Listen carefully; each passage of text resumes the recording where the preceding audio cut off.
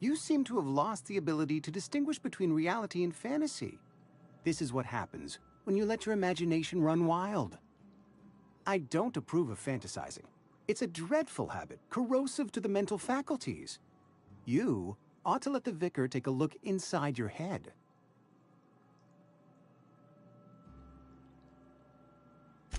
Vicar Maximilian, our man from the OSI, here to spread the message of scientism like a soothing balm upon a feverish head. Or so you'd expect.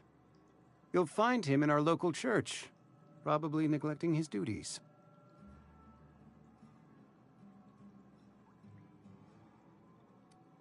He doesn't seem to like us much. The vicar has not been with us long, and in his relatively short tenure in Edgewater, gives off the distinct whiff of superiority. Ah, gravesite fees. Silas and I had talked about this at length. I thought I'd made it clear my pecuniary situation precludes the necessary restitutions. As broke as pie crust, friend. Bidless, indigent, destitute. I simply cannot afford it. I am a blemish on the prosperity of our fair settlement. When I expire, I expect Silas to toss my body into a ditch.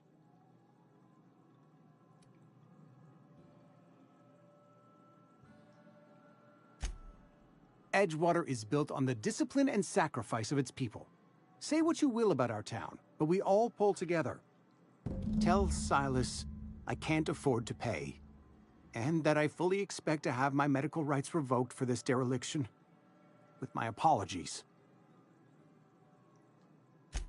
Some time ago, I fell ill with the plague. By the grace of the law, and through my own hard work, I'd proven worthy of treatment. Frankly, I don't imagine I'll earn that right a second time. The barber work hasn't been profitable, you see. I've had to keep this old place running with...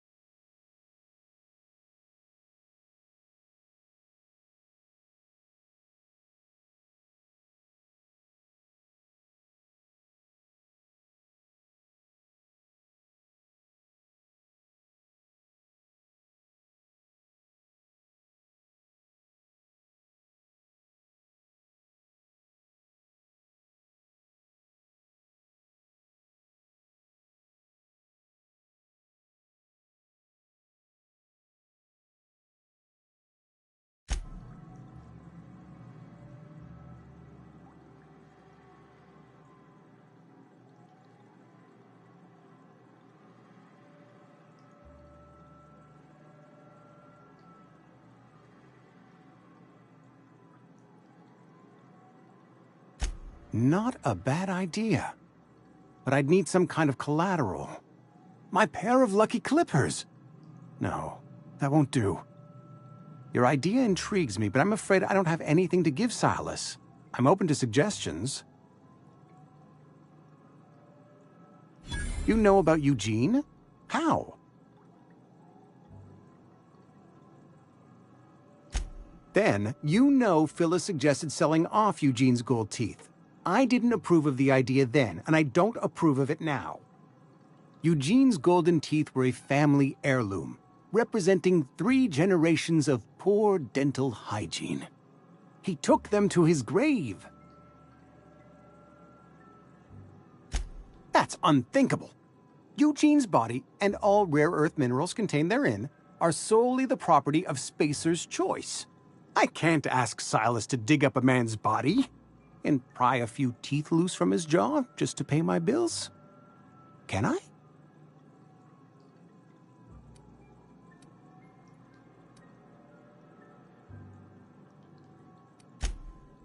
Yes, I suppose I must.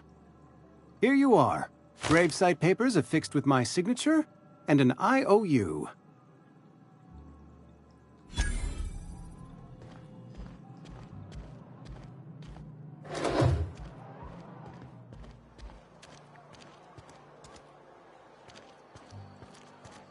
If you're falling sick, I don't want you near me. Don't worry.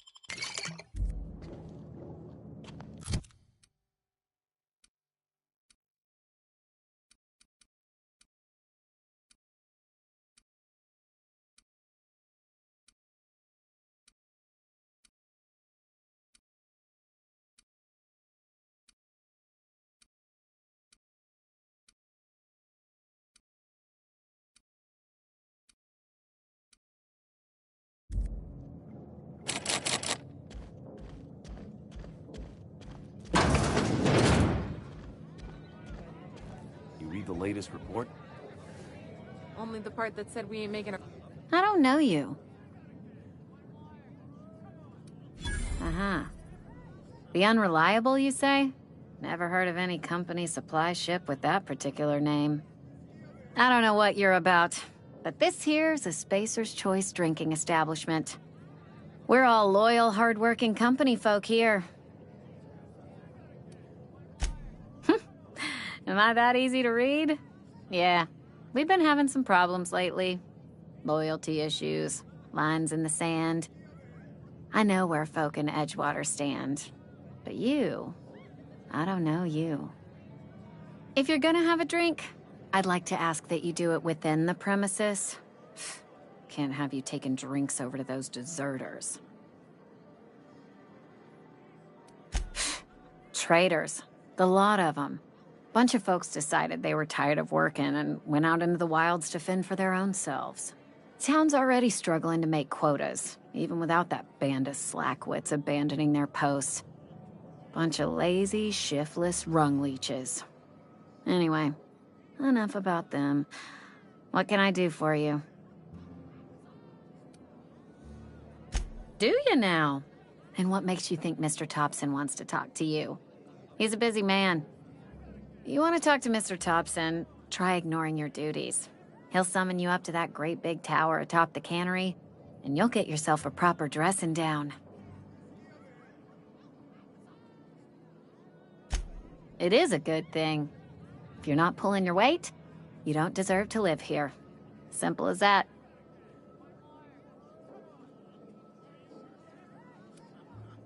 Go ahead. I don't see how that's any of your business. You're the first to ask after me in some time. I'll give you that. But I don't have a story to share. My family's worked Spacer's Choice for 2 generations, and I've lived in Edgewater just about all my life. Wanted to work in the sciences once upon a time. Would you believe it? That was a wild fancy. Glad I disabused myself. What happened, you ask? What always happens when you're dreaming? I woke up. I just didn't have the brains for it. Asked too many questions. Wasn't suited to the work. So I did the right thing and worked the life I was always meant to live. Now that I'm behind a bar, I can ask all the questions I want. Important ones. Like, when are you gonna pay your tab? And would you like another round of cold, refreshing 0G? Don't talk to me that way, please. Spent many years disabusing myself of that notion. Don't need you putting it back in my head. Lab work ain't for me. Never was. Never will be. Spacer's Choice put me where I belong, and for that, I am grateful.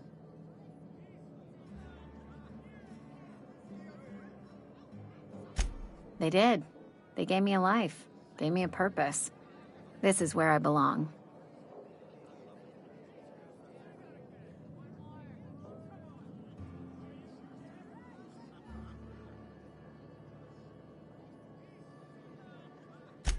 What's wrong with that? It's good, honest work. Pots and pans don't scrub themselves. Glasses don't fill themselves either. Unless you're in Byzantium. I hear everything's automated there. Not that I'll ever find out. Not so fast. I told you about my life. Your turn to tell me about yours. So, what's your story? What's there to figure out? Stands to reason you work for a company. You ain't Spacer's Choice. Could be you're with Auntie Cleo.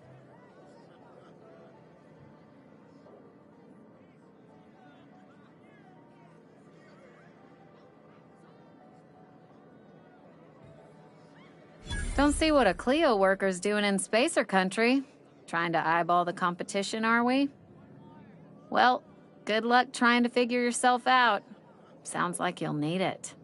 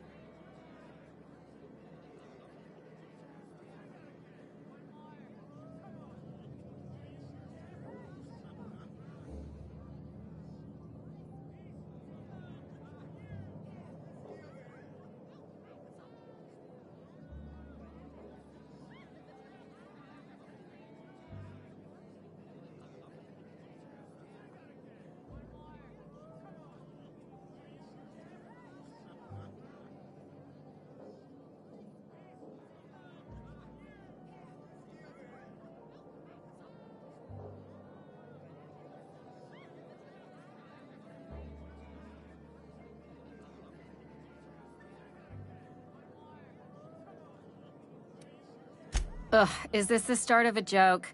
If you want me to laugh at your jokes, it's a 3-drink minimum.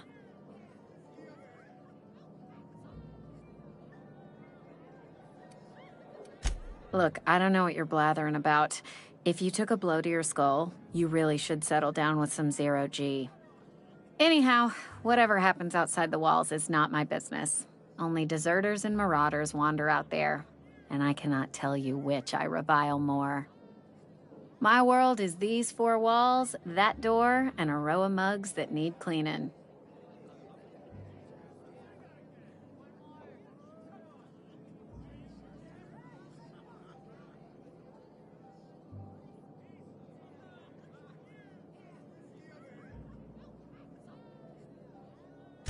Let me make something clear.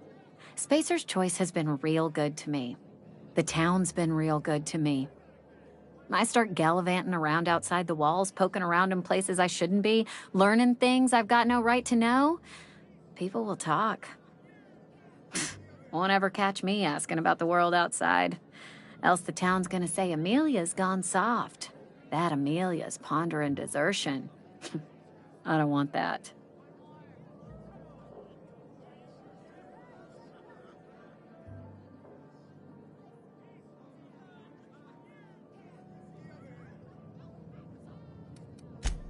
Keep it down, will you? We don't talk about the PLAYGE. Not here. And if you're smart, you won't mention it anywhere. I've said enough. People come here to drink their problems away. If they wanted to face their problems, they'd go see our vicar.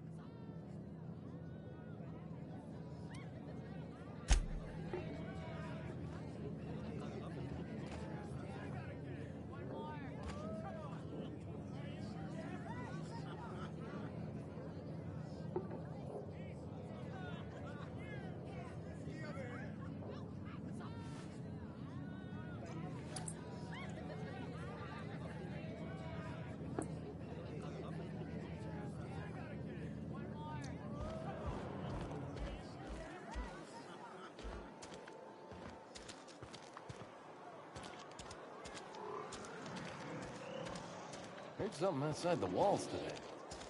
Nothing for us outside those walls. You ought to know that. It's not the best choice, it's Spacer's Choice. And before you ask, I'm all out of deluxe salt tuna. All I've got is gourmet. You ought to go have a talk with the boss, Reed Thompson. He's up in his tower above the cannery.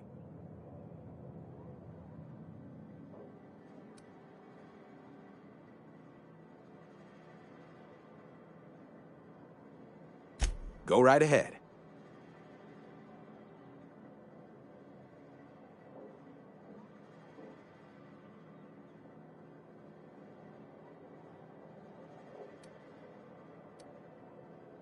What, you mean Edgewater?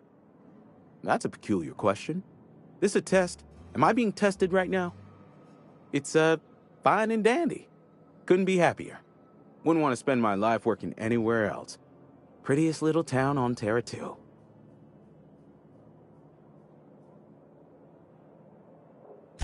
You are condescending to me, and I do not care for it. I am lucky to have my work, lucky to be alive. I don't get paid for banter. Was there something you needed? Go right ahead.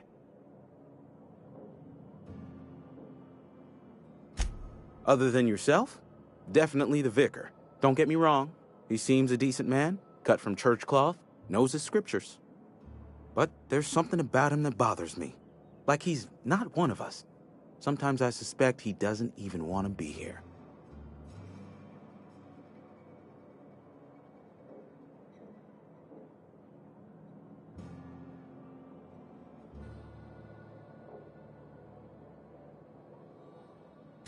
Plague? I don't know anything about a plague. We are the very picture of hot-blooded physical vigor. You have got the wrong idea about me. I've got nothing that needs hiding. Some of us who get sick are liable to exaggerate the conditions of that sickness, but the fact is, if you work hard, you have got no cause to worry.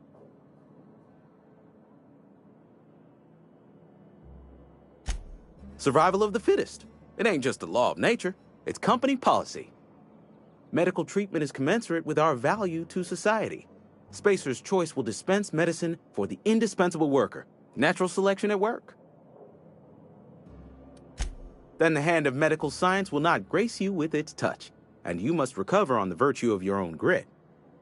Listen, you mind if we talk about something else? Rambling about company policy gets me feeling all lightheaded.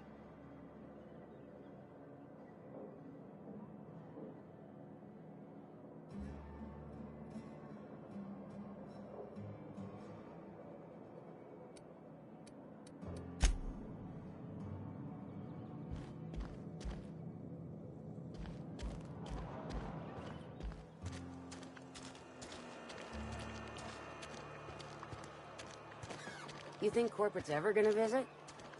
I'm not holding out hope. I'm sorry. I'll just be a minute.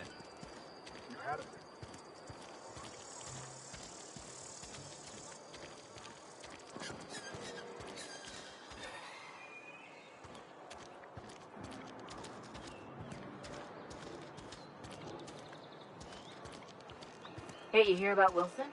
Heard Marauders got in.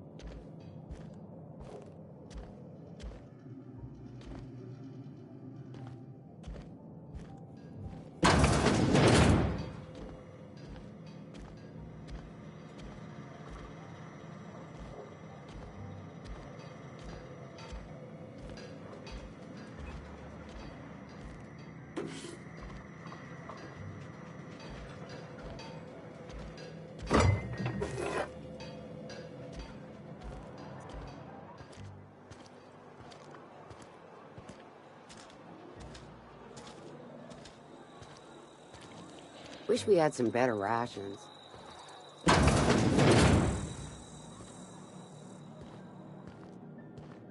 Welcome to the Spacer's Choice Constabulary. We are Halcyon's leading brand in frontier justice.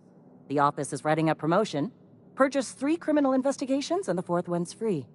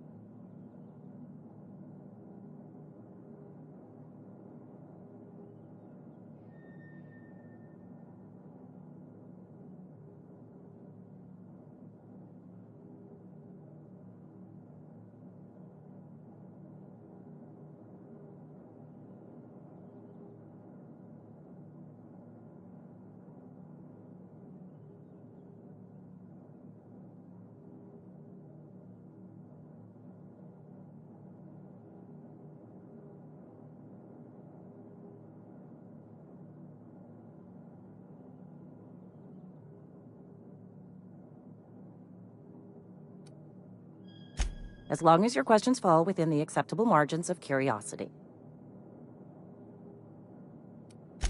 If this is a setup to a joke, you should know I've never found anything amusing in my life. I don't serve Edgewater. Edgewater and the entire region of Emerald Vale serves Spacer's Choice. Spacer's Choice is a wholly owned subsidiary of Universal Defense Logistics, which occupies a seat on the Halcyon Holdings Corporation, also known as the Board. I must admit it bothers me that you don't already know this.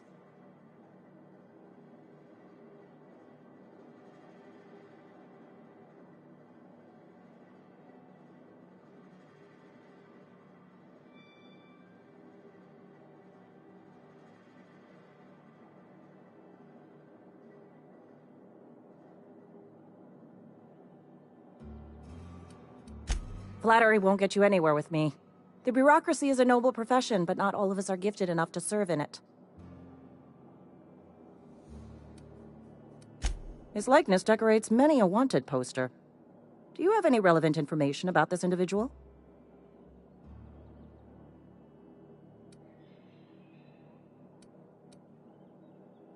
You are correct. An outstanding bounty has been posted for information pertaining to the whereabouts of Phineas V. Wells.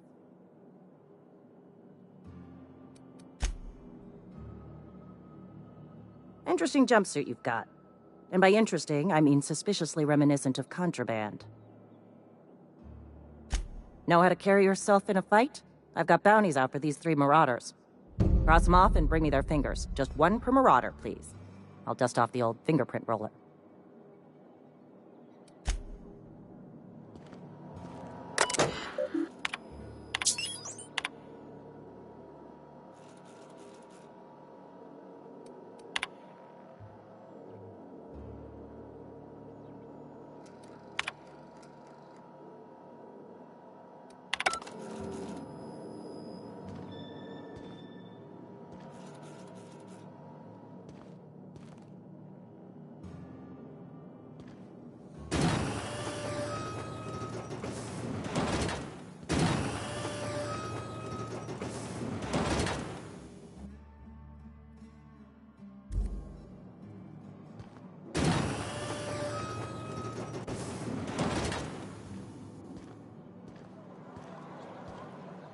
Friend of mine died a couple weeks back.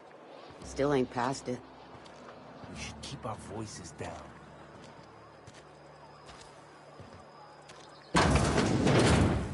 Yes, Mr. Thompson. I'm fine, Mr. Thompson. Never been healthy.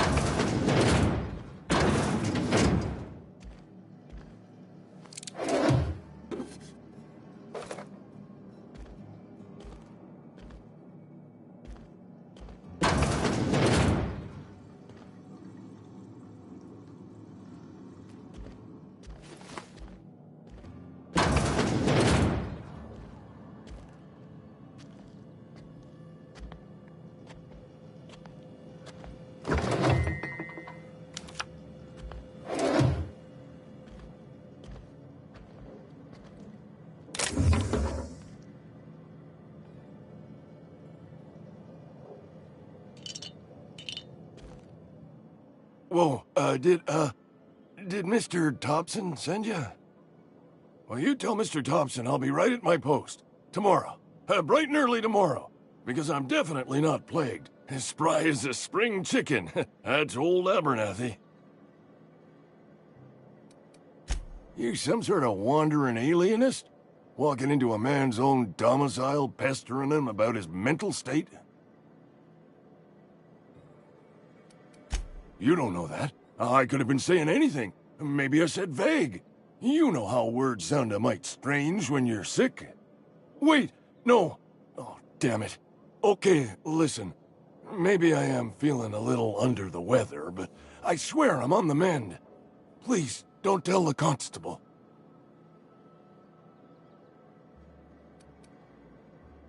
And become the town pariah?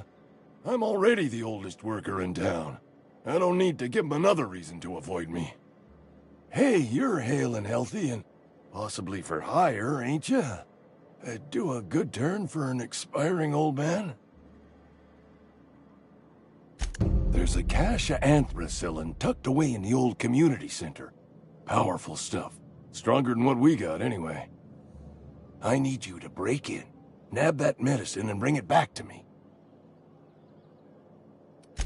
I'll do what I can. I tried medicating myself with adrenatime.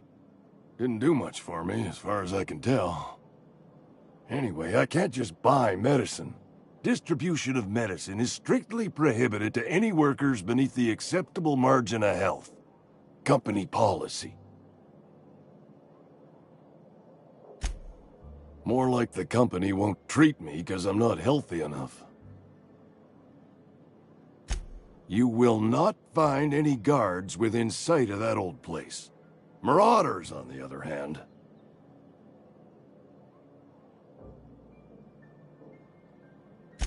I have it on good authority. There's a gang of them squatting there. I advise stepping softly. So you'll do it then? You oblige me with your haste. I think I feel the plague spreading. Oh, Lord, it's in my spleen now. I can feel it.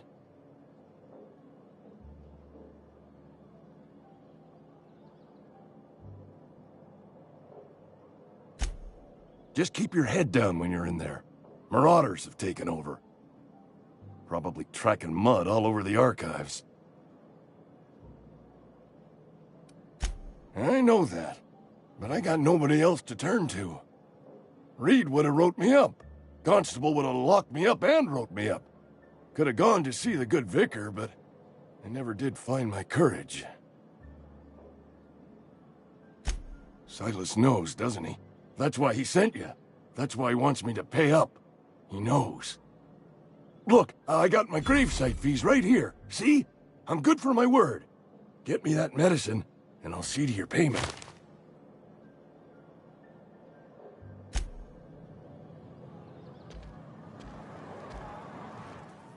You're making a mistake working for Abernathy. Excuse me. I'm Esther Blaine, Spacer's Choice Actuary.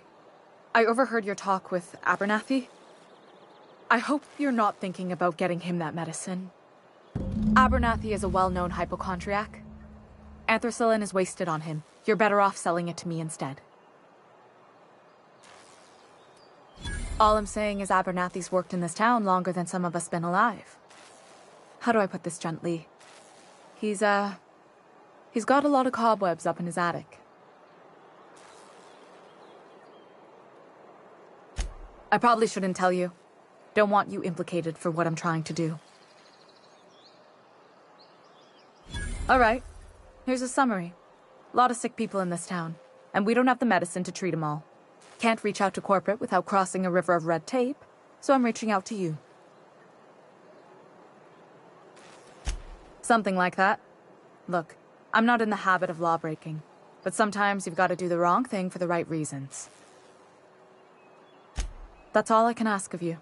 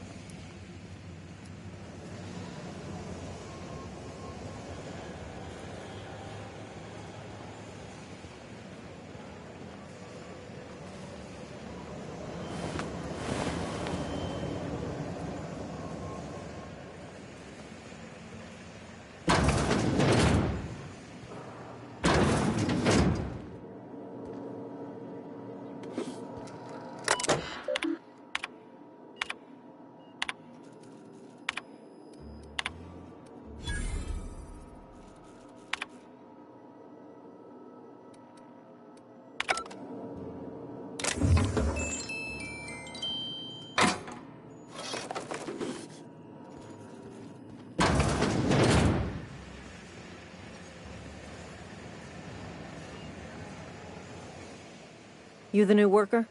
Whatever. Make it quick, Tenderfoot. I'm busy. Foreman Granger. Mind those words don't come out of your mouth unless preceded by yes, or right away, or thank you. Shit. Silas still on about that? Here, take the fees. I'd appreciate it if you didn't tell Reed I was late on my payment.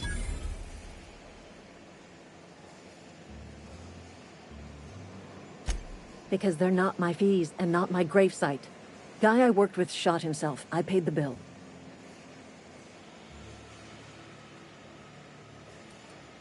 I could do without the sarcasm. Wasn't acting out of the goodness of my heart. Law requires delinquent gravesite fees to be paid by the deceased party's closest living relative, which meant me.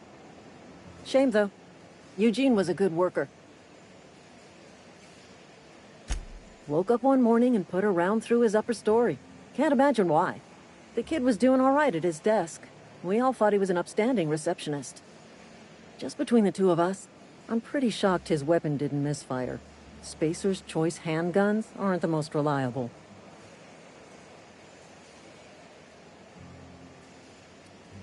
Eugene wasn't family.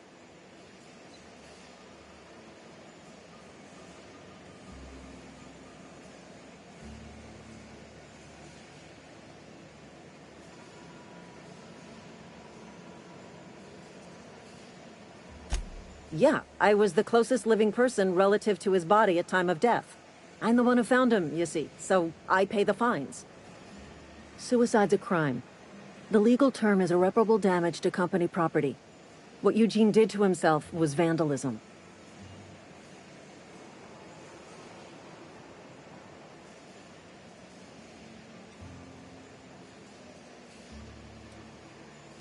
When one of your workers commits a crime, the entire town pays for it. In other words, Edgewater would have been penalized pretty hard. Whatever Eugene was worth as an asset, we would have had to pay out of pocket to Spacer's Choice.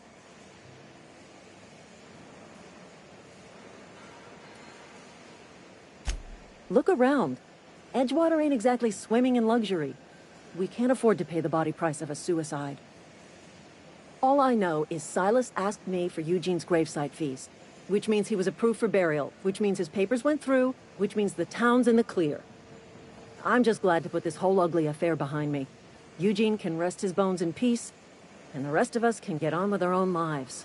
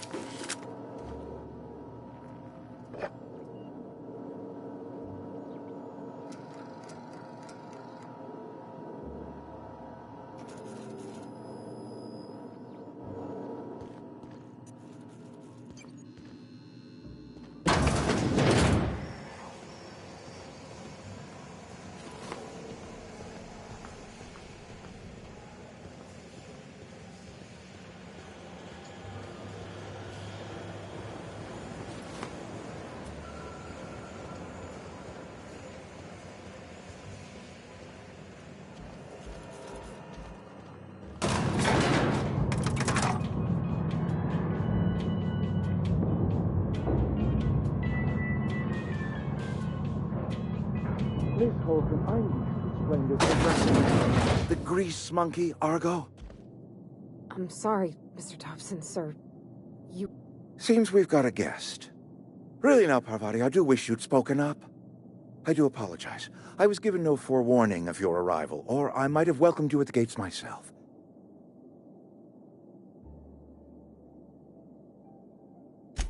I'm Reed Thompson, Outpost Administrator. I cannot help but notice you are not in uniform.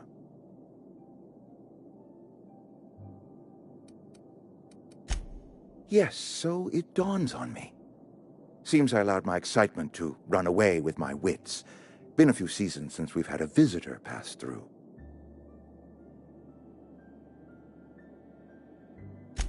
Only regulator we got is hooked up to the town transformer. Mr. Thompson ain't liable to be keen on dismantling it. I beg your pardon. I am most emphatically not keen on any such thing. I can't let you have our power regulator. But I happen to know of another one. And I happen to know exactly how you may retrieve it without frying yourself in the process. My proposition benefits the both of us. Please, hear me out. There's a power regulator in the old botanical lab. It's mostly abandoned, so all that power is being squandered. Go down to the geothermal plant. Reroute power from the botanical district over to us.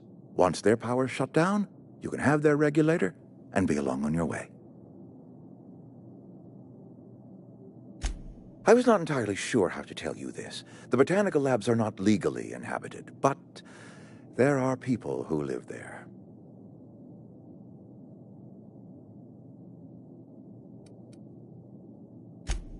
No, I do not imagine they will be pleased. But like a parent disciplining an unruly child, you will be doing them a kindness.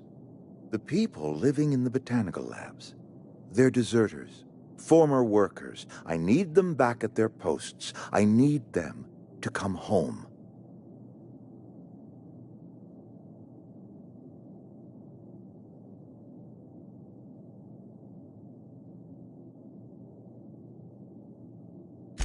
My hope is that by cutting off their power, you will convince those deserters to come back to town.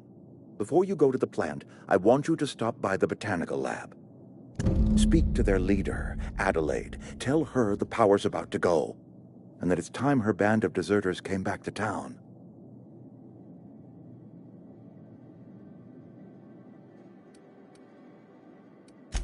Adelaide's older than the other deserters. She's dignified, kindly. From what I understand, her camp looks to her for leadership.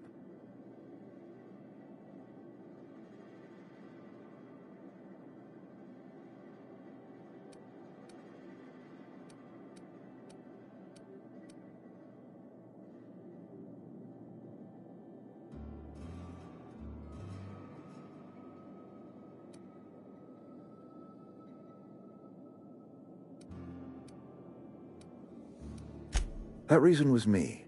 I asked too much and pushed too hard. But I am ready to make amends if they are willing to return to the fold. We belong to one community, the Spacer's Choice family. If we dissolve into factions, then we will all perish separately. Adelaide will understand that. Of course, I understand completely.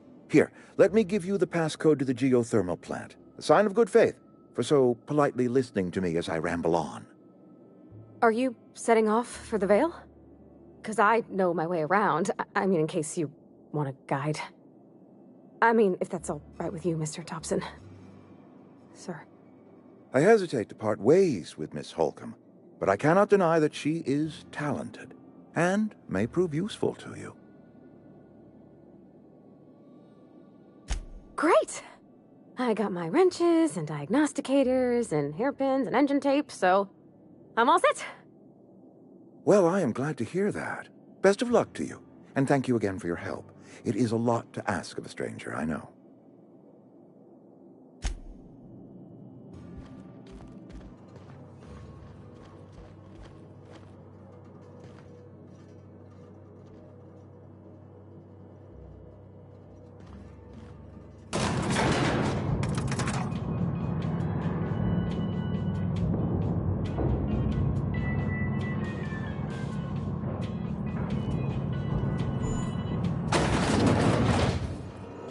Ma'am, can we talk?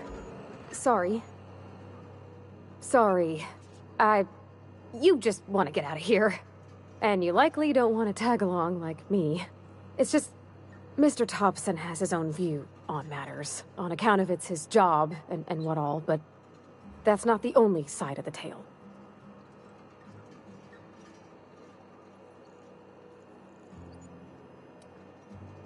Oh, he ain't a liar. He believes every word he says. It's just, he doesn't always get where other folk are talking from. To Mr. Thompson, a person's a gear. It does its job quiet-like. If it squeaks or stutters, it gets replaced. The deserters are decent folk. I knew some of them before they left.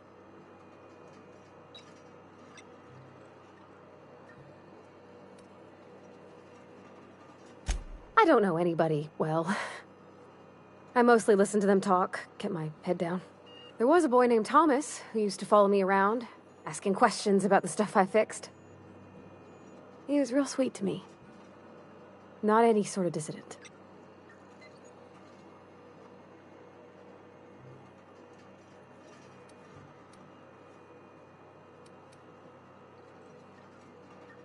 Miss McDevitt? Oh, gosh, no. She was a real important person. A flavorist. Made all the food taste decent. She used to work up in the big office with Mr. Thompson. Alls I know is she left after her son died. It was a real big to-do. I could hear them both yelling clear from my own place.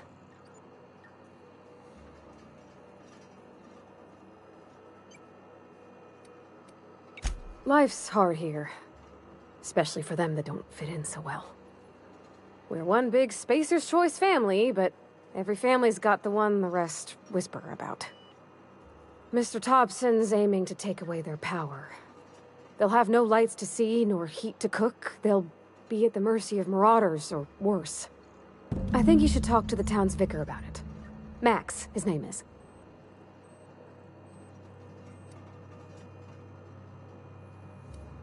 The mission's on the east side of town. You can't miss it, on account of it being the only clean thing. Thanks, ma'am. I just think when you gotta make a decision that'll hurt somebody, it's best to think on the right and wrong of it. That's what my dad used to say anyways.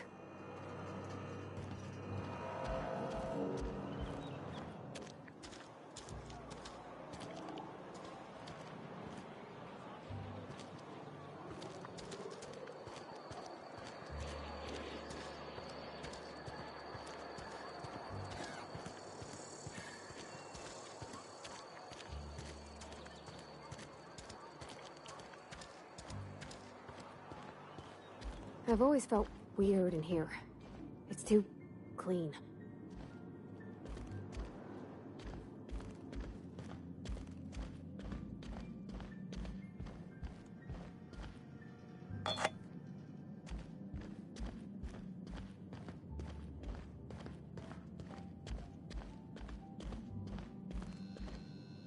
Yes, what is it? You're an outsider. Fantastic.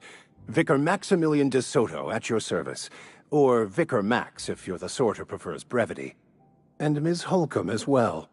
How rare to see you out. And with a complete stranger. Curious. Just tagging along, Vicar de Soto. Don't mind me. I so rarely get new people to talk to. Name your poison, anything at all. Spiritual counseling? This season's tossball predictions? The quickest way out of town? Not to put too fine a point on it, but your choice of wardrobe is not precisely common hereabouts. Also, you lack the distinctive worker gaze. Usually either a deadening behind the eyes, or in some rare cases, a wild-eyed frenzy, like a trapped animal.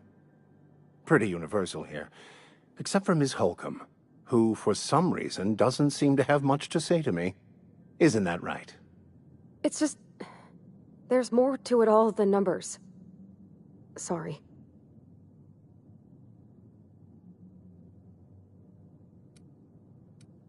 Oh, nothing could be further from the truth. I'm simply bemoaning the level of spiritual awareness in this town.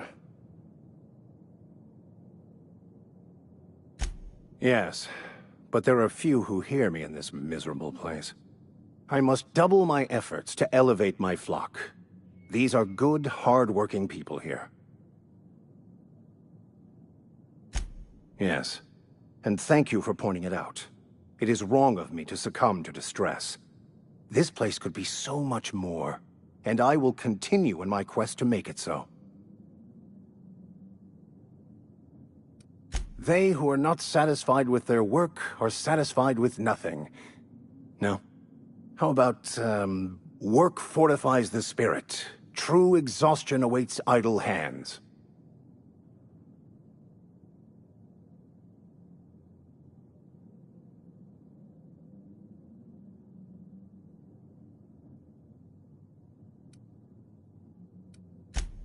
The OSI teaches that the Grand Architect set a perfect system in motion at the beginning of time. Contentment is found by accepting one's role in that grand plan.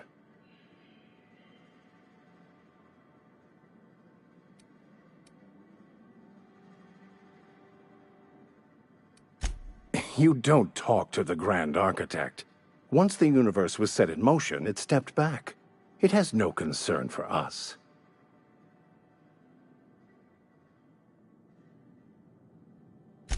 We will eventually decode the plan and all its intricacies. Once we are able to deduce the properties of every particle in the universe and its trajectory, we will know everything. The future, the past, each person's place within the plan, all will be laid out before us, removing struggle and bringing peace. No one will ever need question their path again. Some even believe this ultimate knowledge will unlock mankind's true potential, and we will all become akin to Grand Architects ourselves, after a fashion.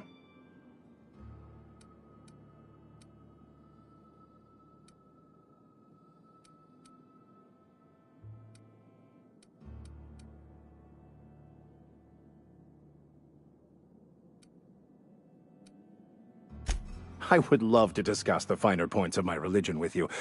Oh, wait. No, I wouldn't. Seriously, though, to truly understand the metaphysics involved takes years of study and contemplation. But what? I thought you would talk to him. You wanted to speak to me, Ms. Holcomb? Every time I've tried to engage you in conversation, you look at the floor, answer in single words, and slink away. I can't imagine what would be so grave as to drive her to my mission. What has Mr. Thompson asked you to do?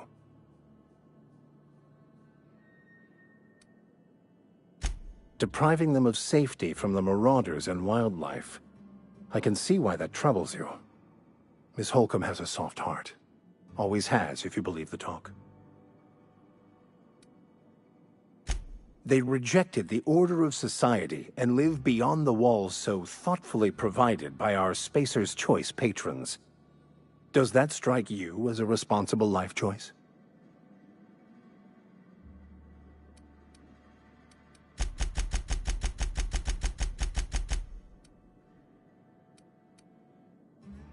Assuming your goal is to save as many as possible, then you should bring everyone together.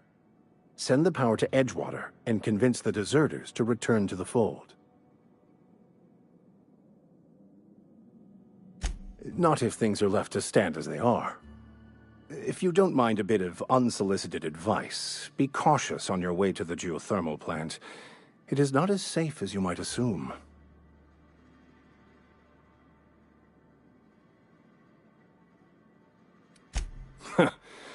The marauders I met when I ventured outside the walls might agree with you. Bastards snuck up on me while I was dutifully hunting for a banned book in a collector's library. Barely escaped with my life.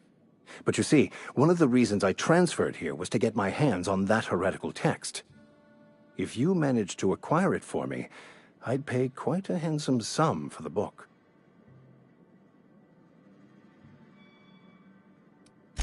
I just want to keep the writing out of layman's hands.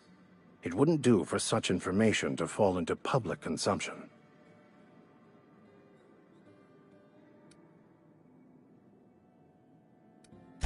It's a handwritten journal, a faded blue cover with the name M. Bakonu handwritten in the lower corner. I'll mark where I saw it on your map. Assuming you're serious? It is not only a beautiful relic of a bygone time, it's also the thoughts of an early thinker on the nature of man's place in the cosmos. Not many in this colony could understand its true value, should they ever read it.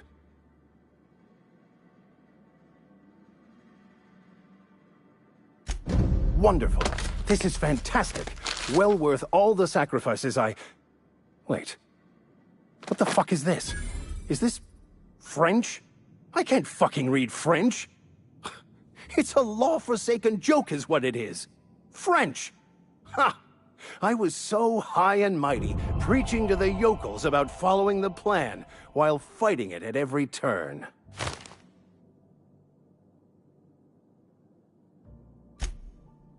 Well, yes. But I assure you, it was not for personal gain, only for the greater good. I've spent my life searching for the keys to unlocking the secrets of the universal equation that underlies the plan. I had hoped this book held some of those answers. I became so desperate, I even got myself assigned to this plague-ridden backwater to find the damn thing. All the time and suffering I've spent. Wasted.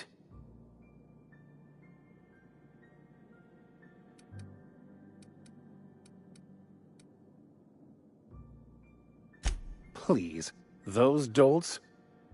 Nothing could be more excruciating than discussing the true nature of reality with people who have no interest beyond their next Aetherwave program.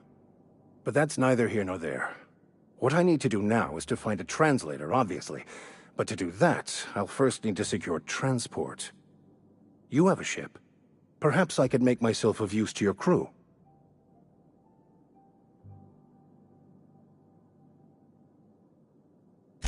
Certainly.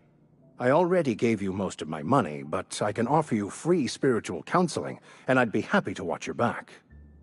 I'm pretty handy with a tossball stick, or any blunt instrument, really. I'm also a passable gun hand, if it comes to that. I can usually talk my way out of conflict, though. Oh, I'm fairly competent at hacking computers as well.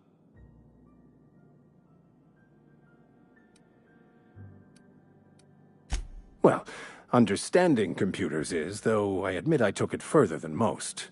And I was quite the 32nd back during my seminary days. Left many an opponent bleeding on the field.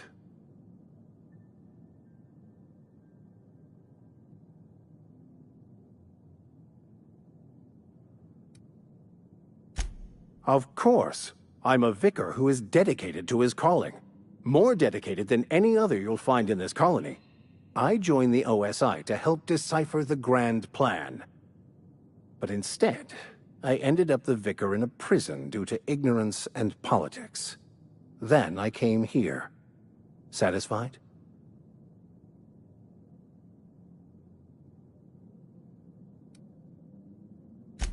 It's the journal of one of the originators of the Philosopher's School of Thought, though it would be more than a century before it was perverted into that belief system.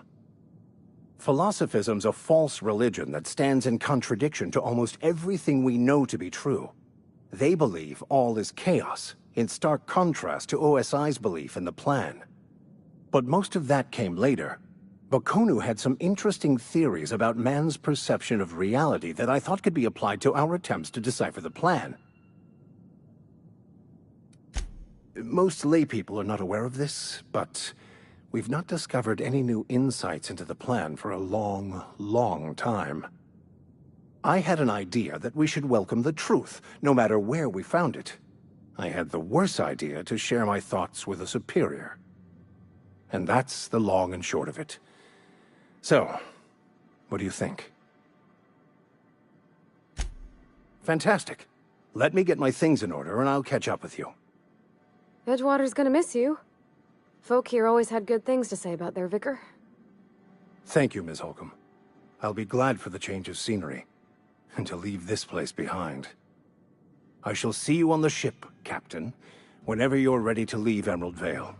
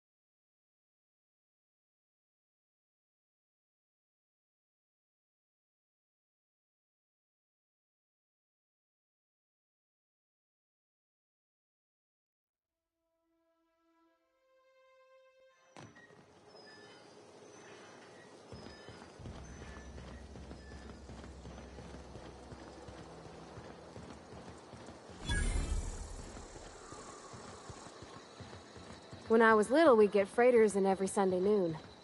Now they only come but once a month. I love the wind here.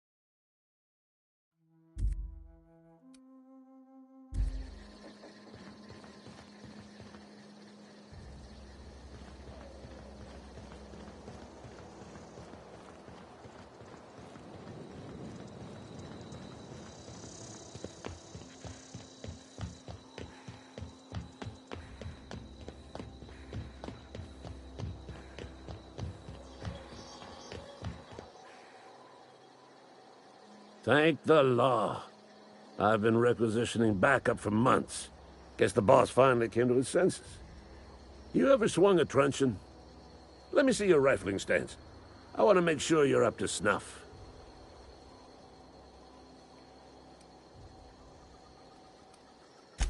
The war! The coming apocalypse! Man versus machine!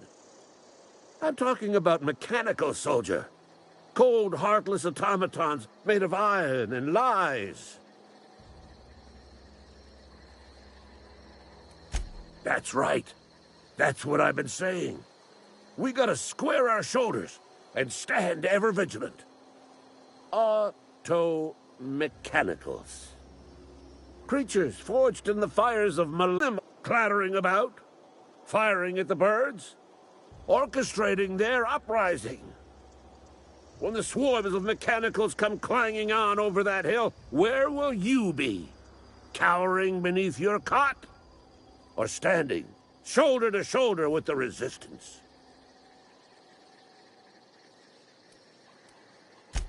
I've been gathering up a war chest over the years. Saw tuna cans, mostly, some Spacer's chaw, few bit cards. I'll reward you for your aid. Enlistment fees?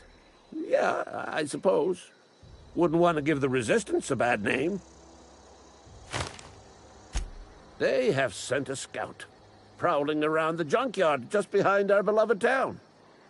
This scout must not be permitted to return to its base of operations. Cross it off, then report back.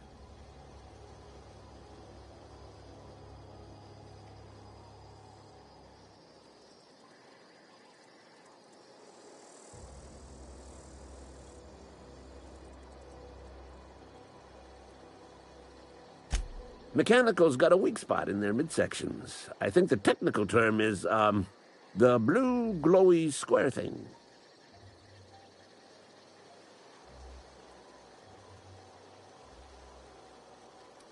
Go on. I'm Ludwig Miller, Associate Security Officer for Transportation. Officially? Unofficially? Strictly between you and me. I am the only thing standing between Edgewater and total annihilation.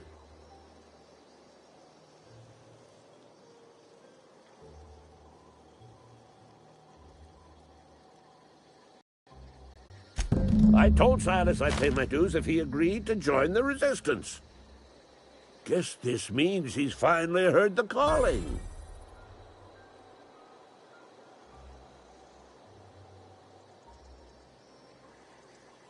Mechanical repellent! A stroke of inspiration from the law itself. Here, I've been saving up a couple of bits for just such a project.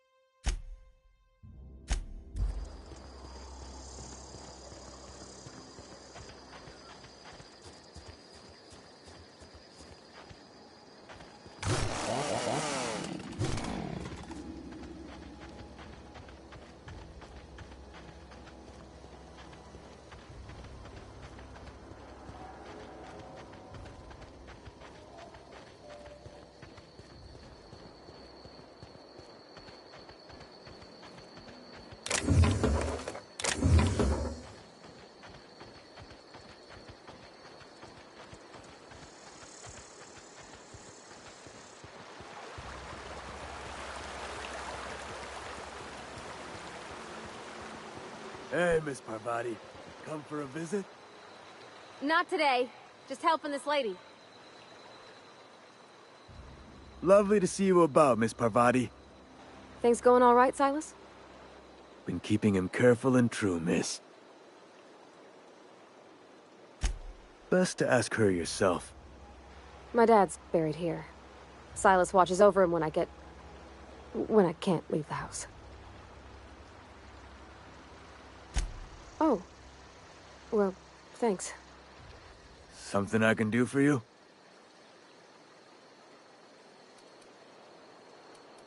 You run into any trouble? Reliable work from a freelancer. That's gonna take some getting used to. And I'll buy you a drink sometime.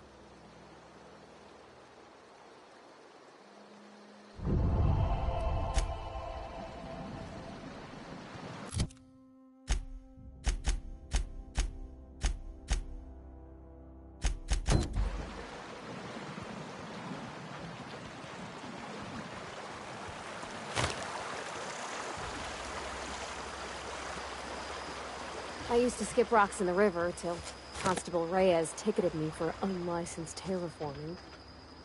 I think she was jealous. She don't know how to skip rocks her own self.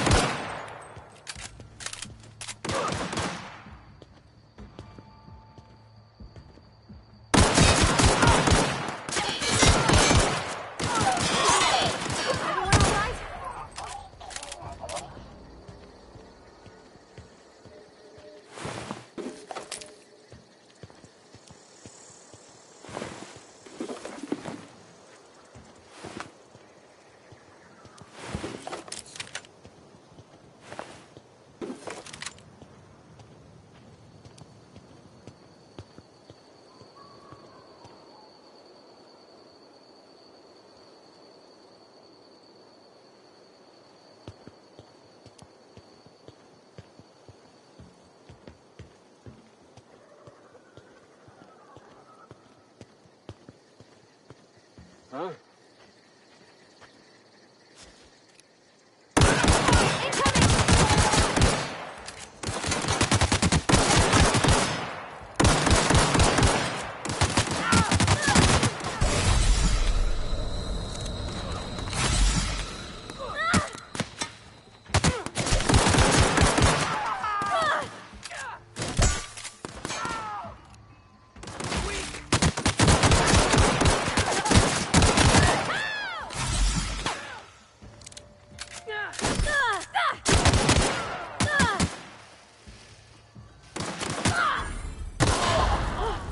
That's the last of them.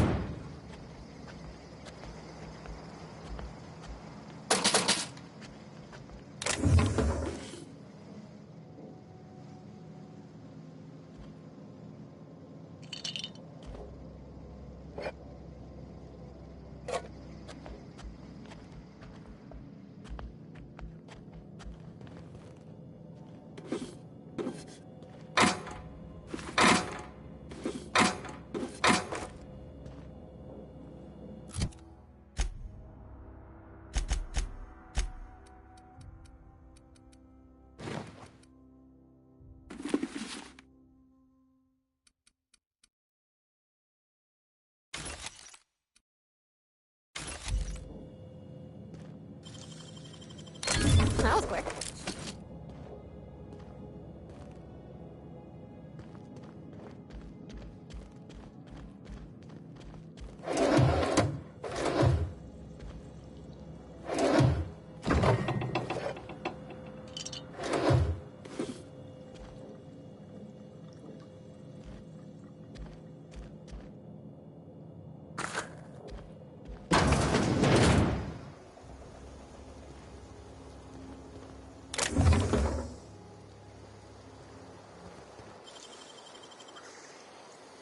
Great work.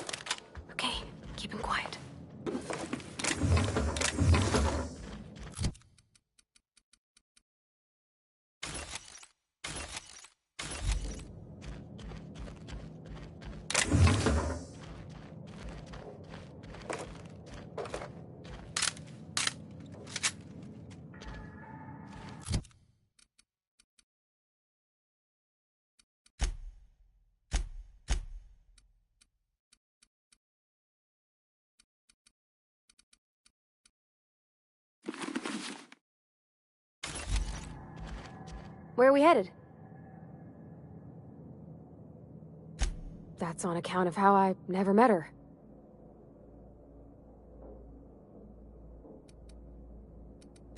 I don't rightly know. She was in another division of the Spacer's Choice family. She worked in the Vale a few months, sorting the cannery computers. Her contract said any kids she had, expected or not, belonged to her office from the time of conception. So when I was born, I got sent here.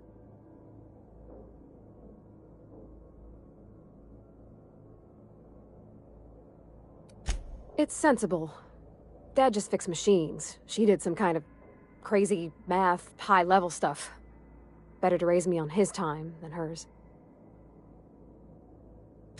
You mean about the mission being too clean? I know, but Vicker says the universe is a machine, that it runs by law. Real machines have gunked up oil, scratches, and worn bits. You can tell they've seen handling, been used by folk. The machine Vicker sees is one ain't never been run. It's not for people to live in. It's something on a museum shelf, under glass.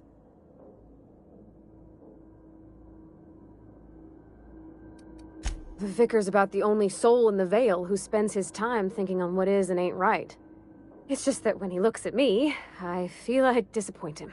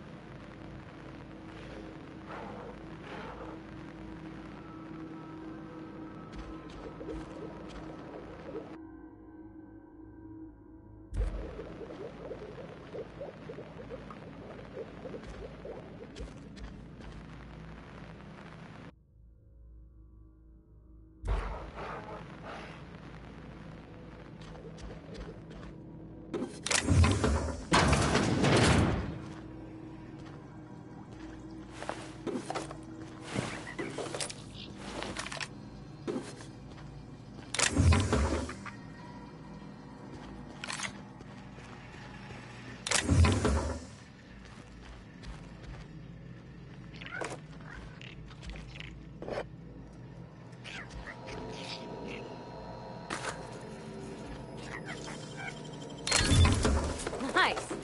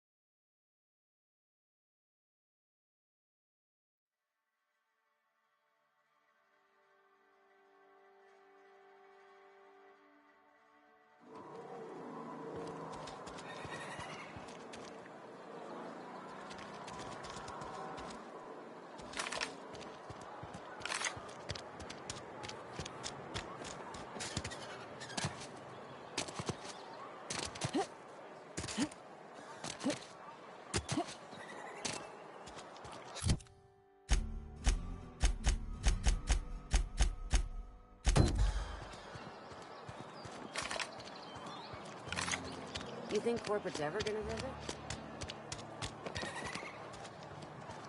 Heard something outside the walls.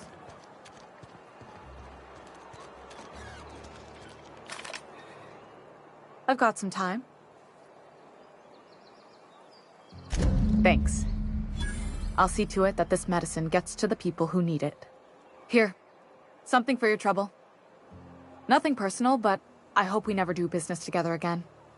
Don't want to make a habit of consorting with smuggler types. You do have some cheek on you.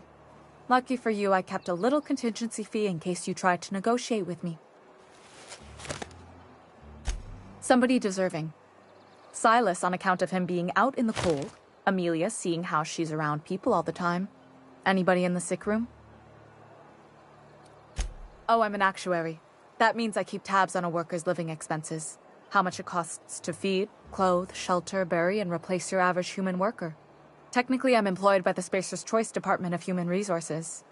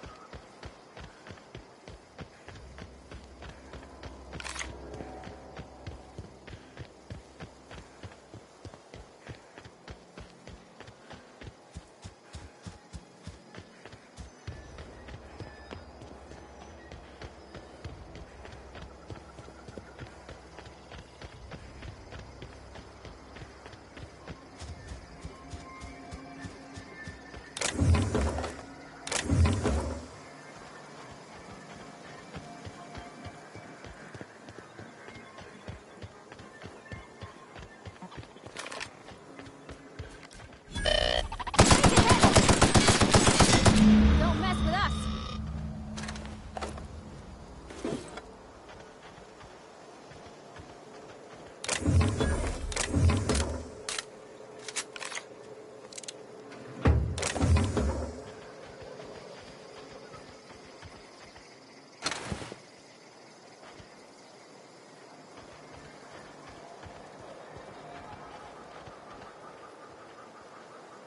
Got it? Inside voices.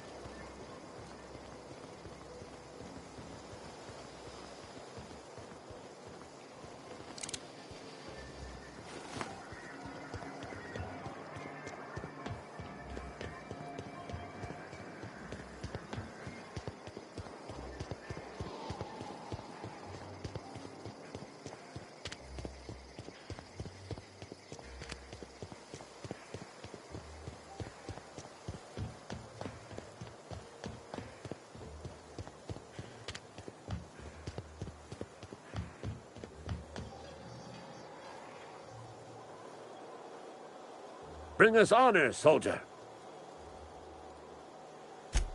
You beat that scout to scrap with its own legs? Pulled its optic cables out its head case? Actually, don't tell me. Rather use my imagination. You're a passing fair soldier, I will confess. But you are one, and the enemy is legion. What you need is an equalizer. A weapon to strike fear in their cold, mechanical hearts. Cantina, lavatory, behind one of the toilets. That's where I've kept it hidden all these years. Sharp, ain't it? The lavatory is the very last place a mechanical has need to enter.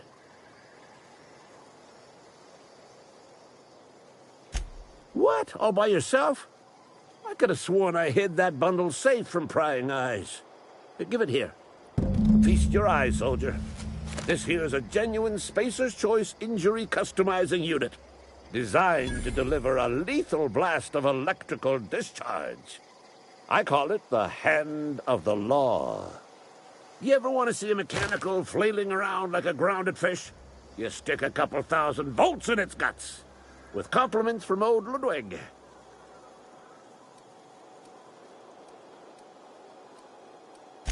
There's a workbench right through this door.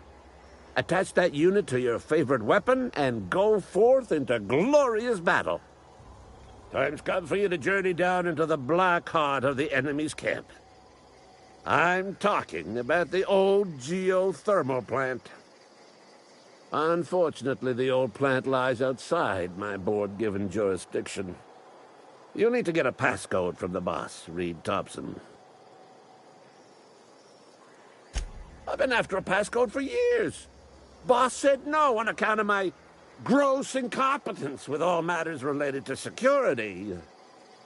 I need you to get us the brain of a mechanical. Well, not exactly a brain. Anatomically speaking, what we're looking for is a logic module. Don't tell anyone, all right? I've got a contact. A real expert in the inner workings of the automaton. We are going to rip those mechanical secrets right out of their circuits. Well, excuse me. What I meant was I'm going to get a contact. I didn't know I had to be all prissy about my grammar around you. If you die horribly, I will pour out a can of 0G to your memory.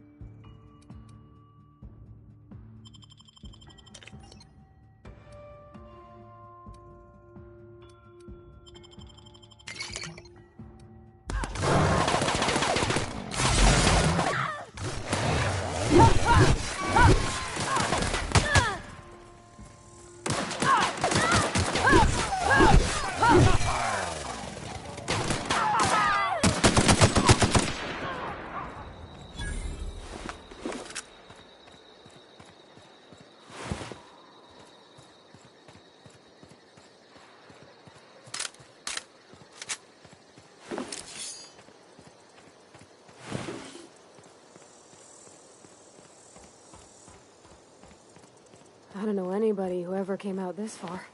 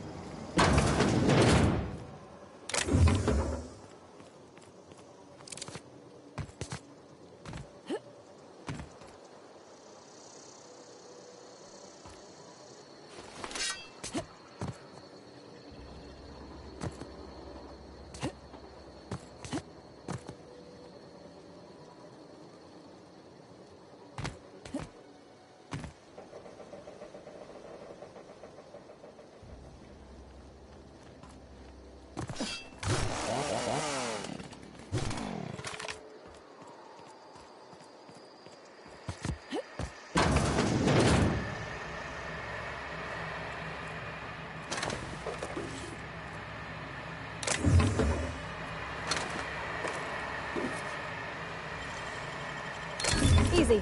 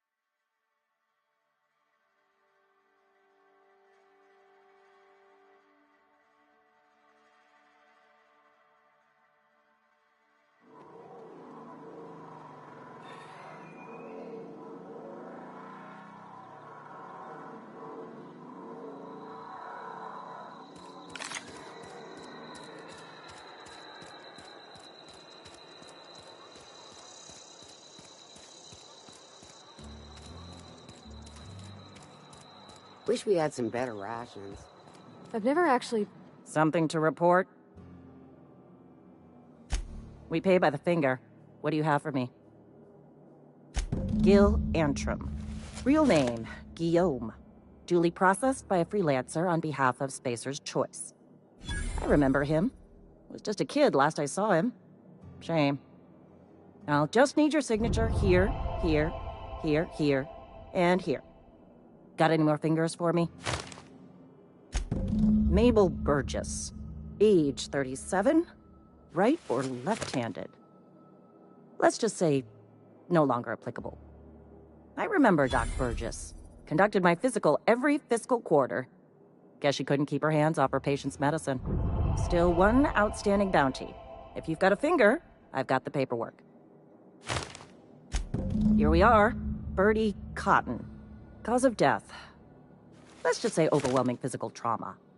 Bert was the local preacher before Max took over. Always was quick to remind us that we all get what we deserve in the end. Well, that's all three. I must remember to requisition some more fingerprint ink. Here's all the compensation you've earned, plus a bonus. You've done such a bang-up job hunting down our former workers that I thought it only proper to deputize you. Congratulations. Let me stop you there. It is official Spacer's Choice policy that all Marauders, regardless of prior affiliation to the Spacer's Choice brand, no longer qualify as our people.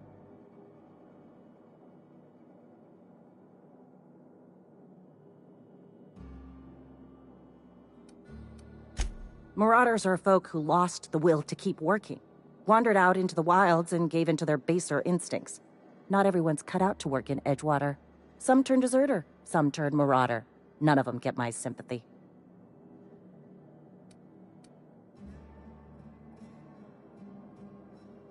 Uh-huh. I recall young Eugene. Good kid. Nice smile. Fussy about his health, though. Took a little too much adrenatime. That'll do a number on your brain matter. Says so right on the warning label. Violent psychosis is a well-documented and legally accounted for side effect of adrenatime. What's on your mind?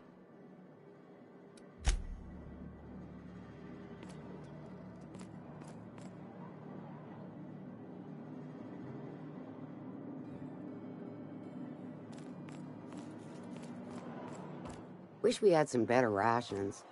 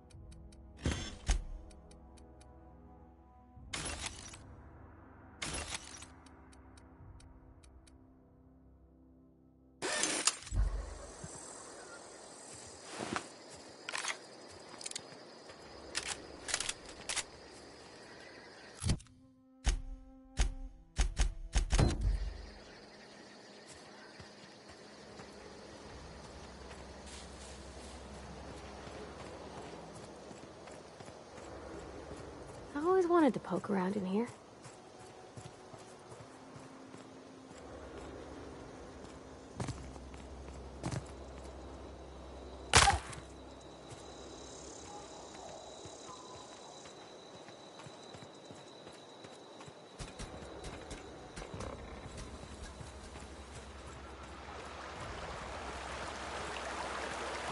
Unexpected noise. I meant to probe.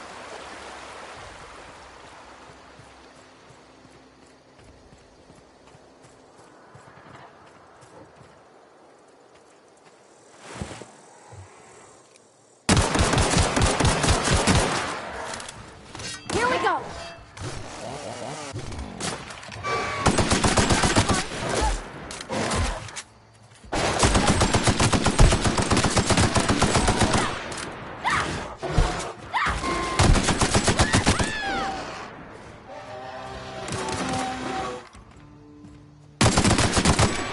Everyone all right?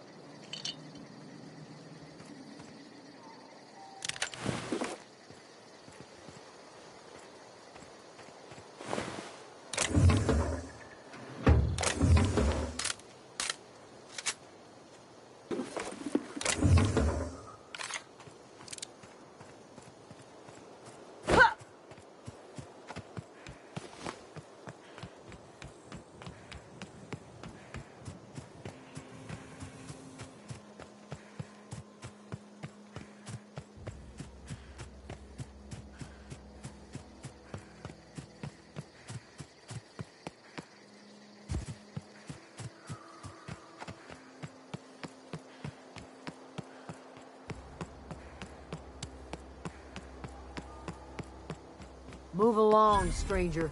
We don't want... I don't know you. Whatever you're looking for, it ain't here. Move along. Armed strangers wandering into my camp for one. Some of my camp wandering out for another. Got anything in you besides questions? No, I'm sorry. That was unworthy of me. Lady named Zoe went missing some nights ago. Just up and vanished without a trace.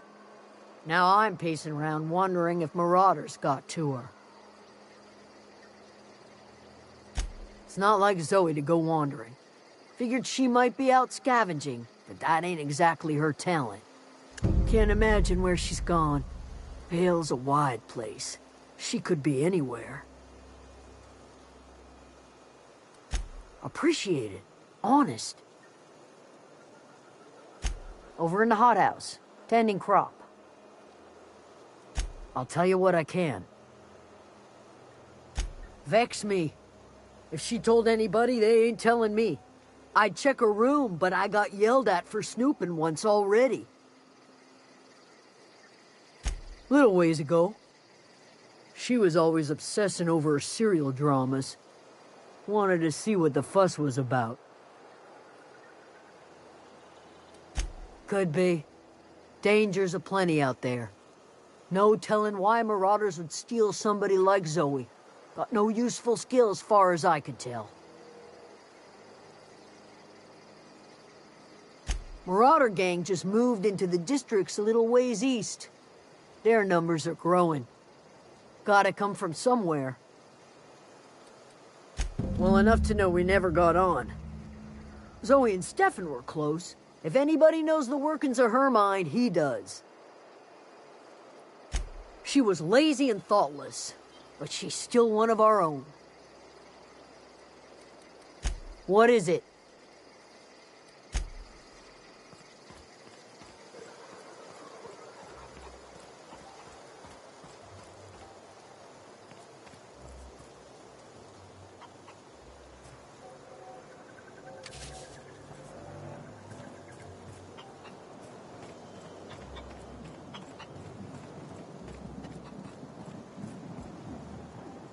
You hungry? We got canid ribs, canid flank, canid snout, too. Something I can help you with? You mean Zoe? Yeah, we were pretty close. Not like her to go loping off.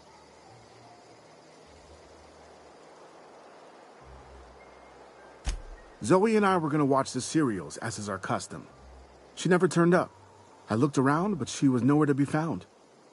You sound like some type of corporate fixer asking all these questions.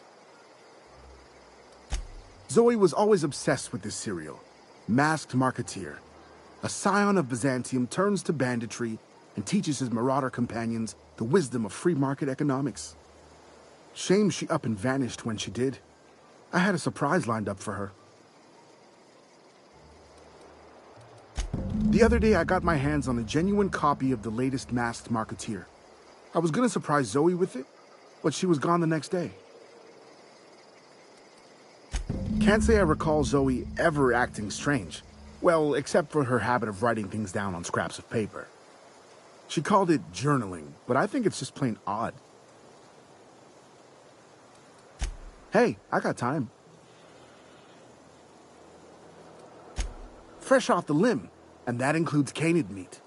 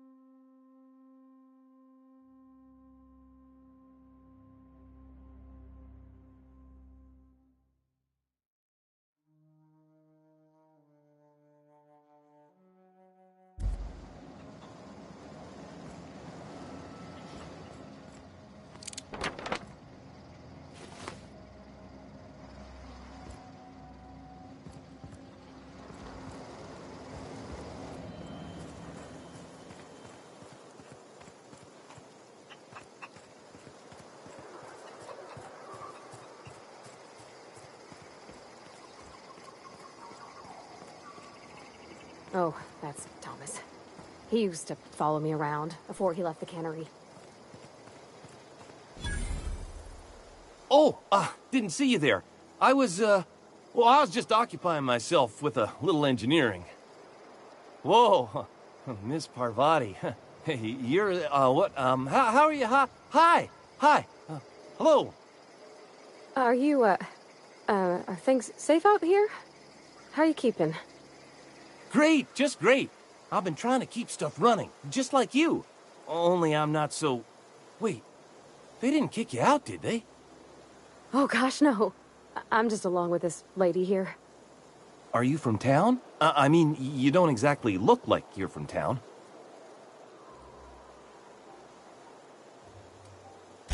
Well, what I meant was you're reasonably well armed and don't look stricken with plague. Sorry, I just wasn't sure if you were from town or if you were one of us. Something's been chewing at me, you see. Fact is, I've been, well, lying. To everybody here. Camp thinks I'm a mechanical genius, but I couldn't fix a busted chair. I'll take all the help I can get. I set my mind to learning the craft of the engineer, you see. I want to make something of myself. You ever heard of the Young Spacer's Guide to Mechanical Engineering? Comes in a set of 3. If I had my hands on one of those data pads, I could teach myself the ins and outs. Those are good. My dad kept a copy with him when he was working in the cannery. I know the old community center kept a copy. Should find another one back in town. If you could find me even one of those pads, I'd be greatly obliged. No kidding! Really? Well, which one? Ain't that just ironical? If I'd worked a little longer back at the cannery, I might have found this myself. I appreciate you going through all that trouble. In fact, I put aside something special, on the off chance that somebody'd search out those data pads for me. Sure, I'd be glad to take them off your hands.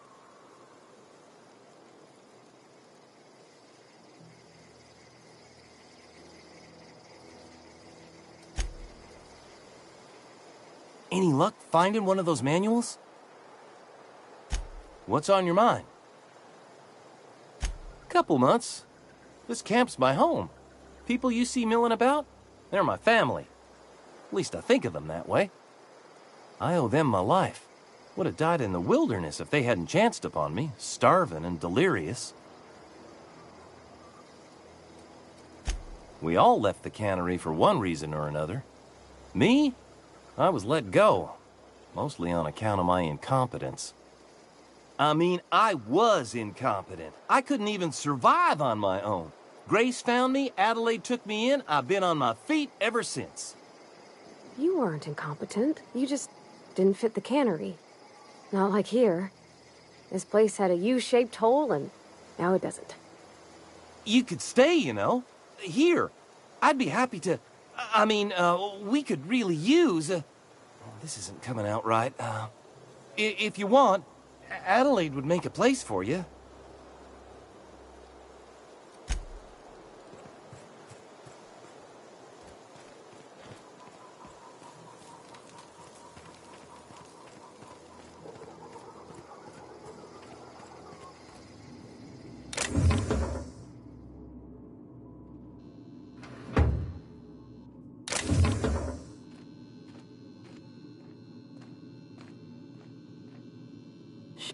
What do you think? Carry on.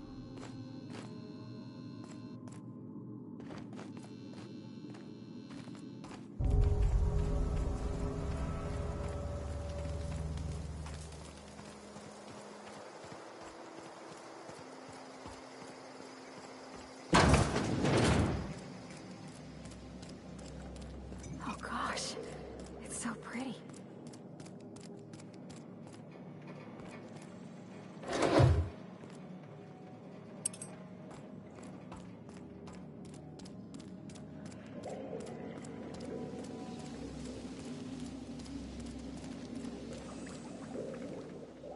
If you're hungry, there's meat turning on the spit outside. If you're bearing illness, find a place to lay your head down and I'll fetch you a poultice. Whatever your troubles with Edgewater, leave them at the gates and be welcomed here. Any questions, dear? I have been called that, among other things. Green Thumb, grandmother, the strange old lady who keeps flowers. But yes, Adelaide will do just fine. Excuse me, Miss McDevitt? Sorry, it's just... You got such pretty trees in here. Why, thank you. You're Robert's girl, aren't you? I remember when you were but a sprout. Thomas speaks of you often. Are you staying long? You should try some of my tobaccorn tea. I brew it in an old spittoon, but it's been cleaned.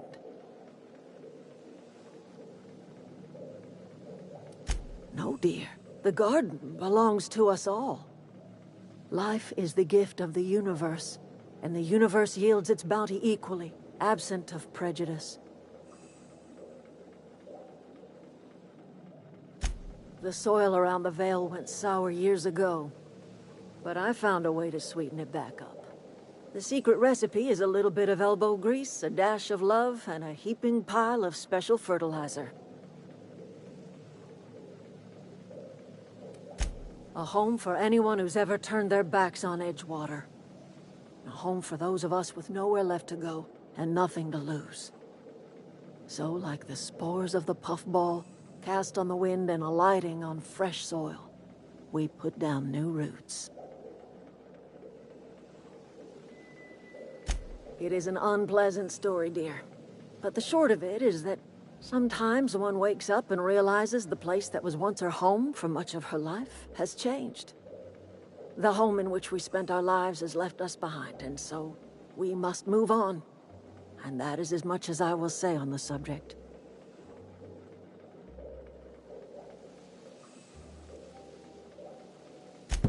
Reed Thompson, you here on behalf of that cold-eyed reptile?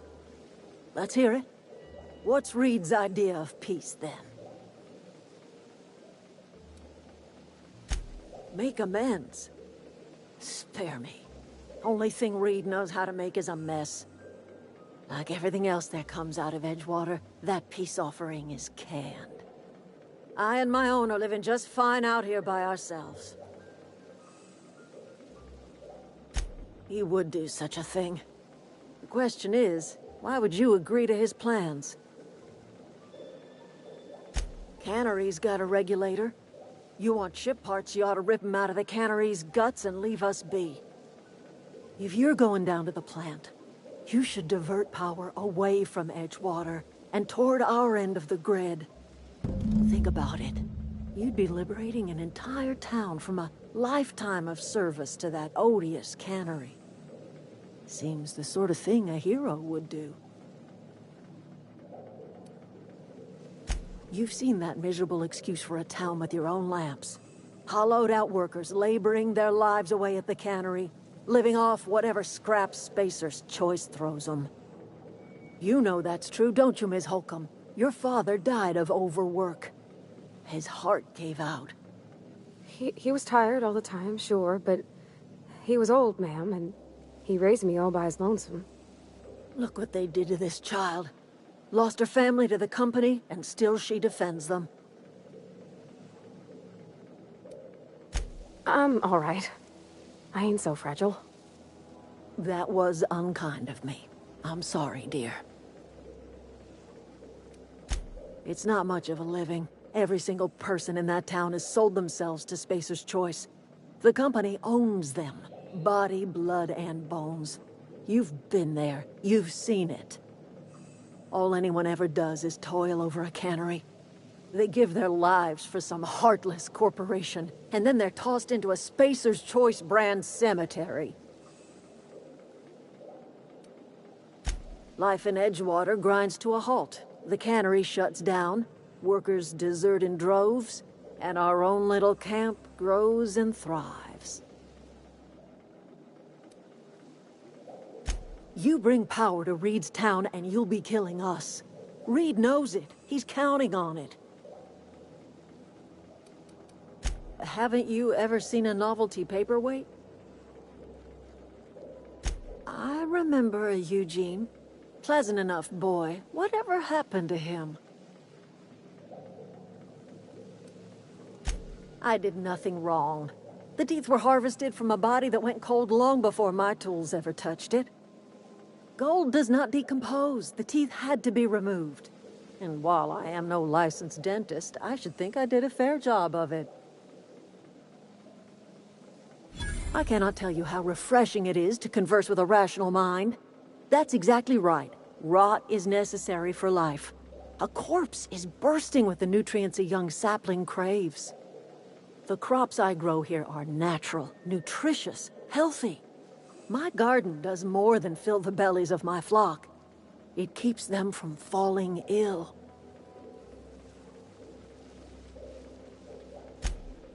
The Vale's barren. Been that way for years. Soil's been sterile about as long as I can remember. We are talking about organic compounds once inhabited by a sentient mind.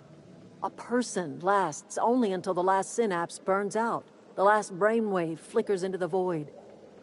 What remains is a carcass moldering neath the soil. Decomposition is a natural process, essential to new life. All life feeds on other life. Oh, I don't know. If it was me, I'd be glad to volunteer. Keeping others alive, that'd be a beautiful gift to leave. But none of the folk you used had a say. You didn't ask, ma'am. And what about my dad? I talk to his grave every Saturday. Is he even there? Robert is just where you left him, dear. He died too long ago. By now, he's naught but a skeleton. Whatever you say, my dear.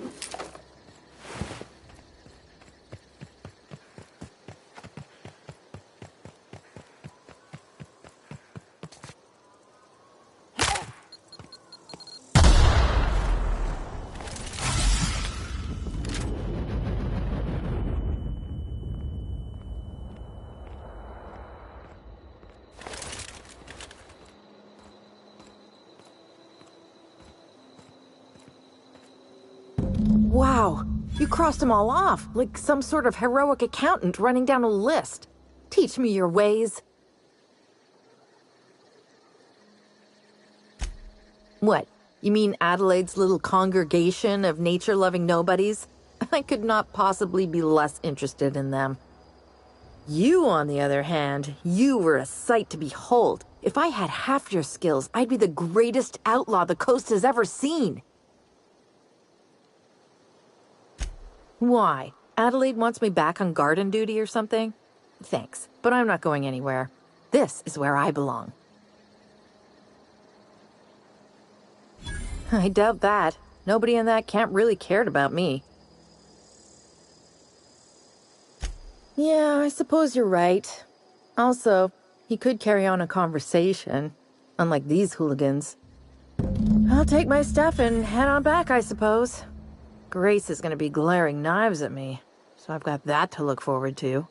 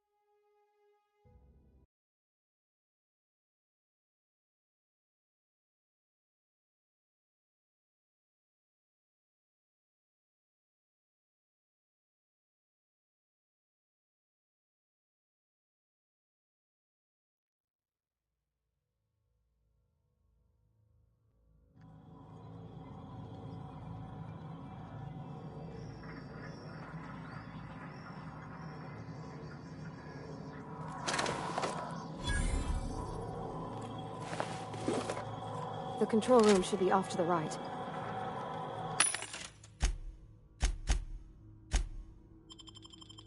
I hope we're doing the right thing.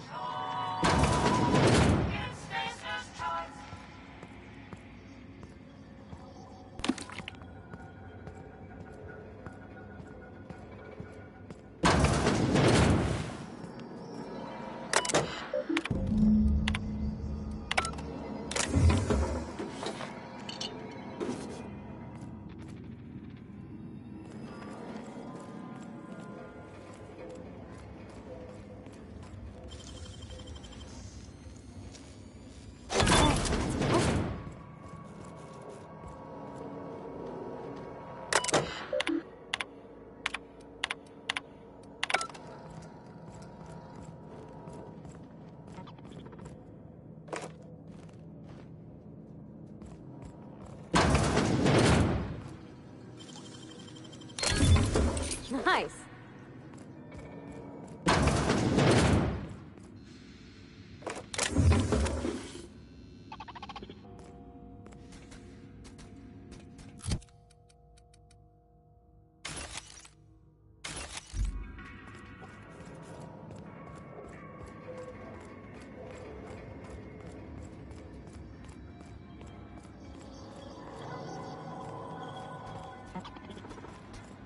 No!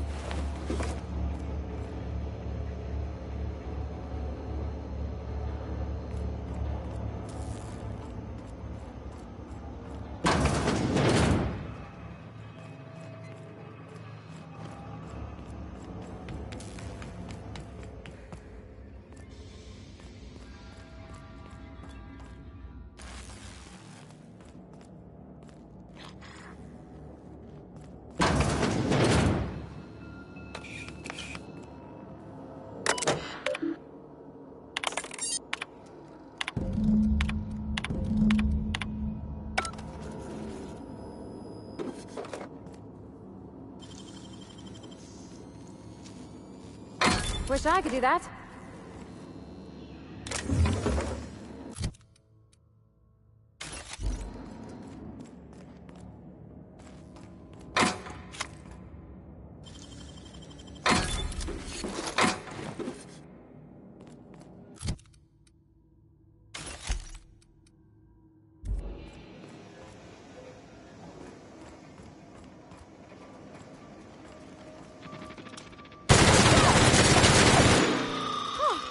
Look at us!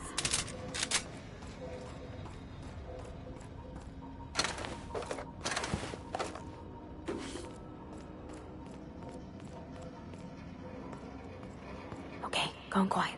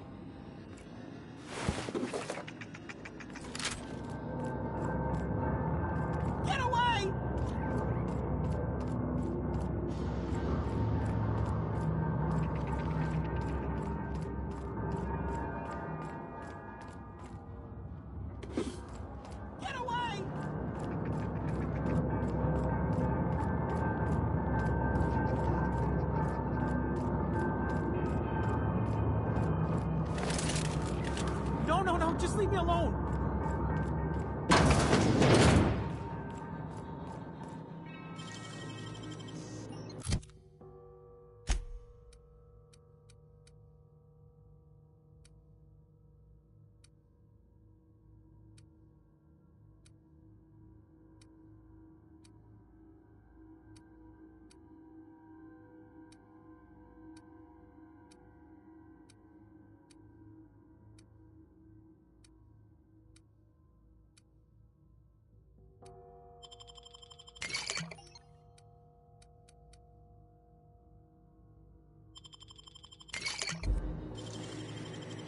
Great work.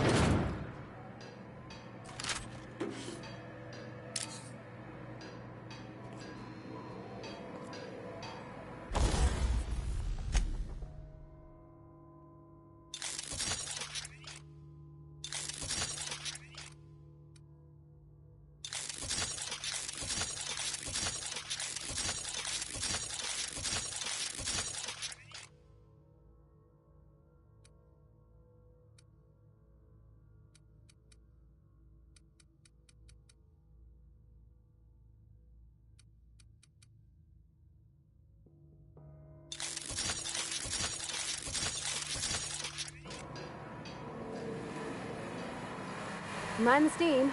You're liable to get scalded. Processing.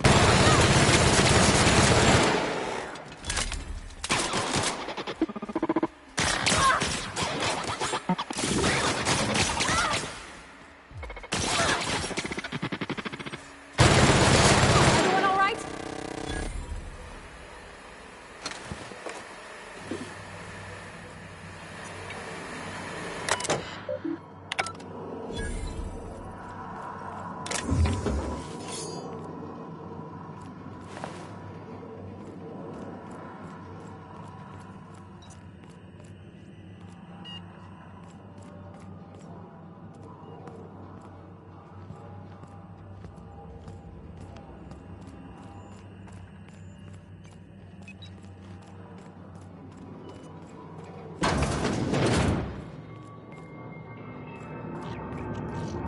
Not real. You're not real.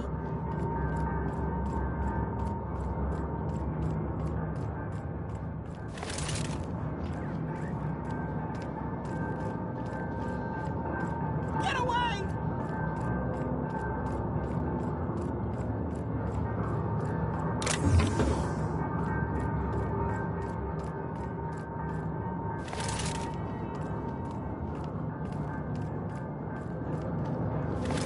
No, just leave me alone.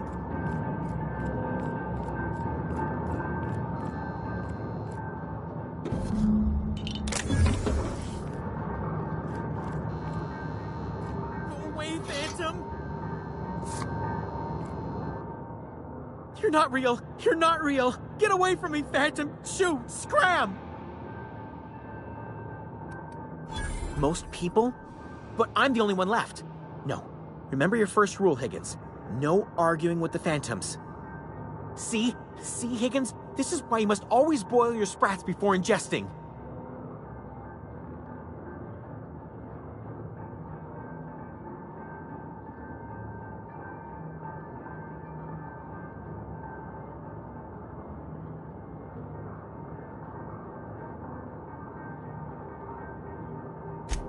Of course.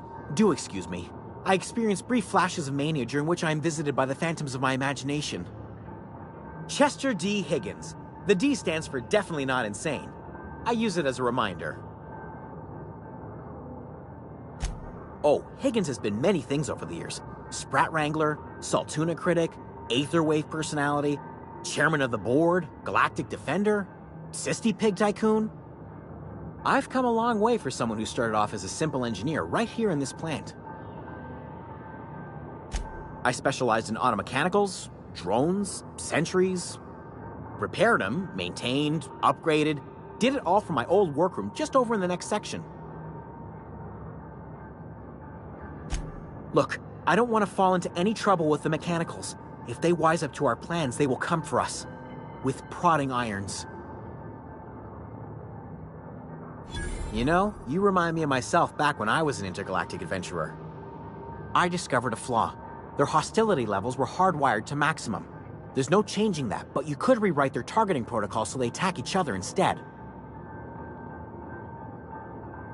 Yes, that's exactly it. I see you're also versed in the noble art of mechanical engineering. There's a behavior control terminal in the other room. It should have options to change how the mechanicals act, including whom they shoot at. Oh, that reminds me. You'll need my passcode to access the behavior control terminal. Here, let me just write it down for you. Funny thing, I was working on a logic module just before the mayhem started. Security chief found me and confiscated the logic module. The tail. Definitely start with the tail. If you're feeling adventurous, the ears are a particular delicacy. Jimmy'd opened the vending machines. That lasted a good couple of months. Eventually, I had to resort to more unconventional means of filling my insides. Mechanicals lost their bolts. Opened fire on anything that moved. It was pandemonium. I was on cleaning duty at the time. My old boss had me scrubbing pipes when the killing started. So, as usual, I missed out.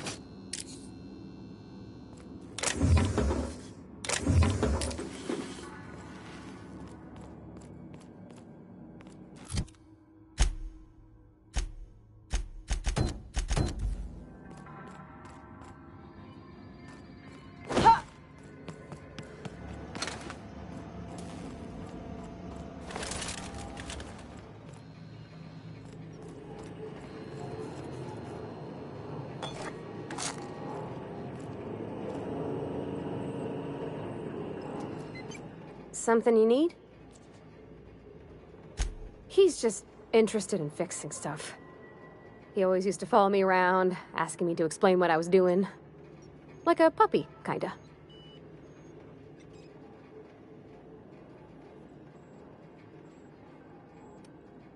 He never told me a word to that effect.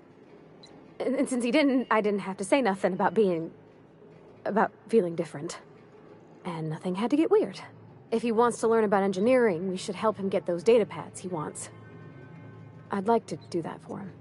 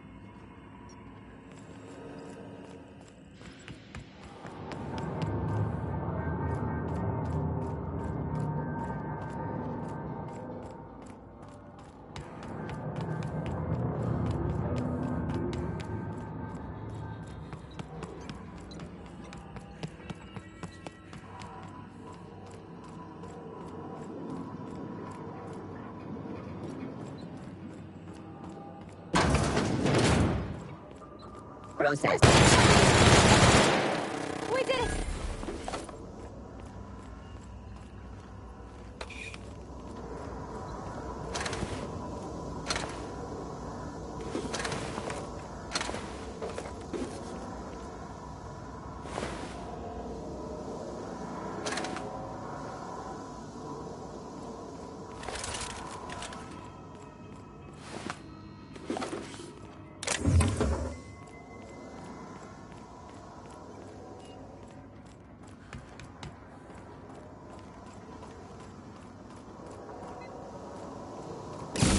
The last.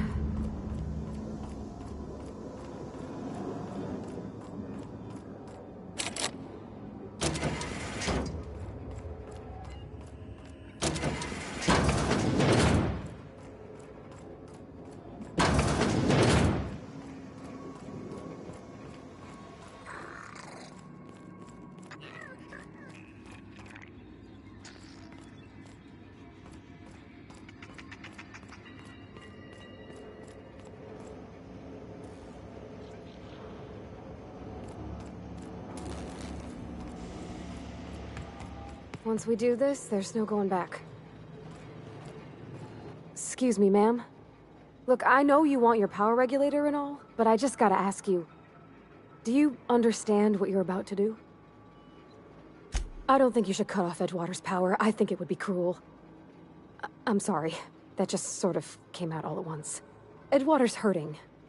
We've been losing workers year after year, and corporate hardly ever sends replacements. There's barely enough Saltuna to fill our bellies anymore. But the town's got some good people in it. Decent, hard-working folk just living their lives the only way they know how. They don't deserve to be punished.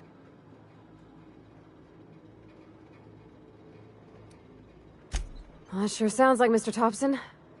If he was standing here, I imagine he'd remind us of how we're all one big, happy Spacer's Choice family. In Mr. Thompson's eyes, those deserters are still part of the Spacer's Choice family. The family must work together in order to survive.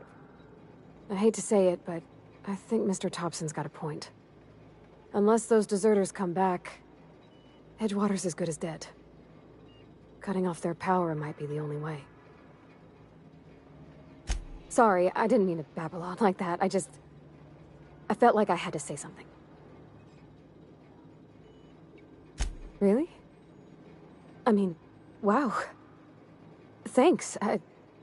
No one's ever told me those words in that order.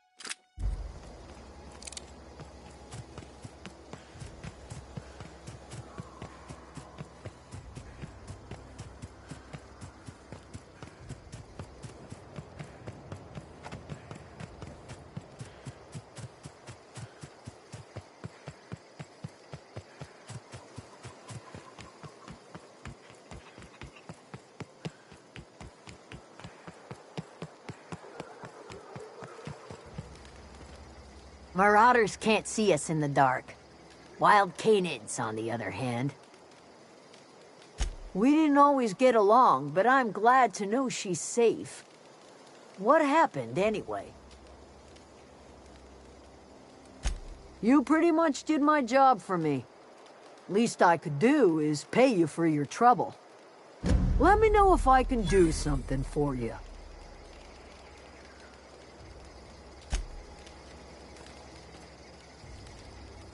Everybody keeps staring at me. It's not my fault the power's dead.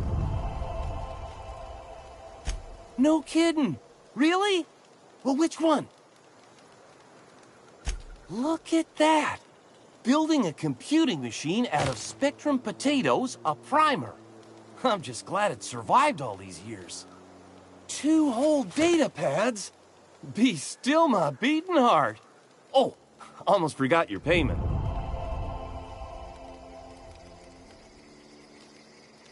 Well, don't keep me in suspense. The geothermal plant? Now that is just incredible. You really went exploring down there? Adelaide always told us it was swarming with hostile mechanicals. That's a complete set. All 3 parts. I'm gonna be the greatest engineer Halcyon's ever seen. Aside from you, Ms. Parvati, I swear, I'll do you proud. I'm glad we could help, Thomas. I've been saving something for you. Just a little contraption I found. Should fit right into your outfit.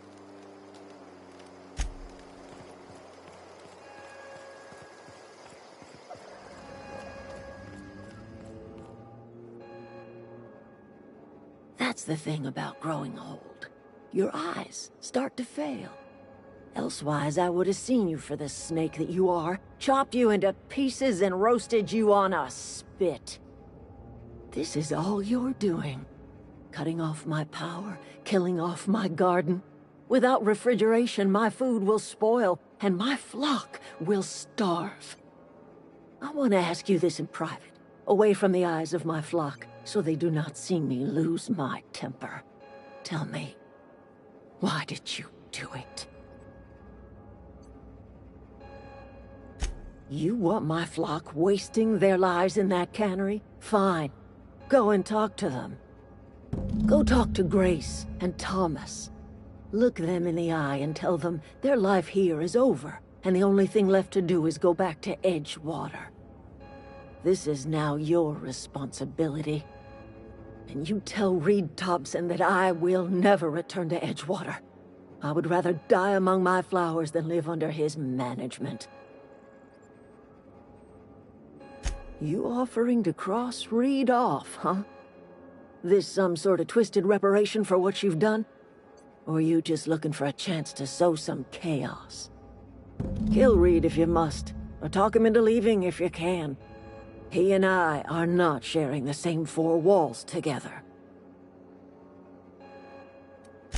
My son worked in that cannery. When the plague started coming, he was one of the first to fall sick. We had a store of medicine locked away, but Reed refused to treat him. Said my boy didn't deserve treatment. Said the medicine would have been wasted on him. So I buried my boy in the cemetery, gathered my belongings, and left. That's as much of the story as you need to hear. Tell him what I have already told you.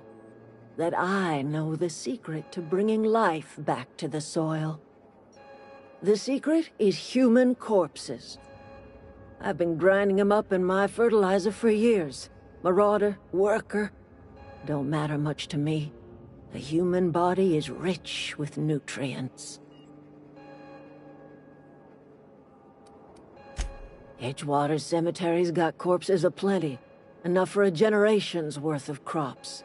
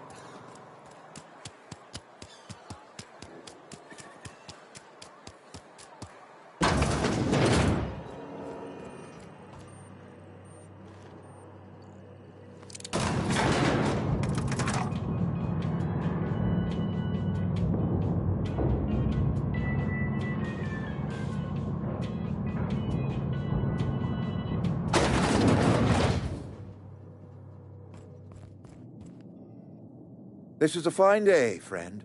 Power flows through our town like a cool stream of water. I trust Adelaide's people have seen their way to reason. So, when can I expect them back at their posts? Then we are at an impasse. Stewardship over this town has been entrusted to me by Spacer's Choice. I am not perfect. I have made my share of mistakes. But I have done my best for this town.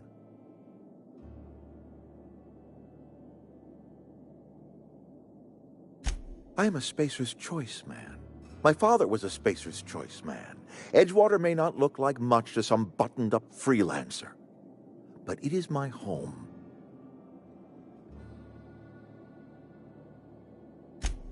I don't believe you. Plague's a reality of life. best treatment is a good work ethic.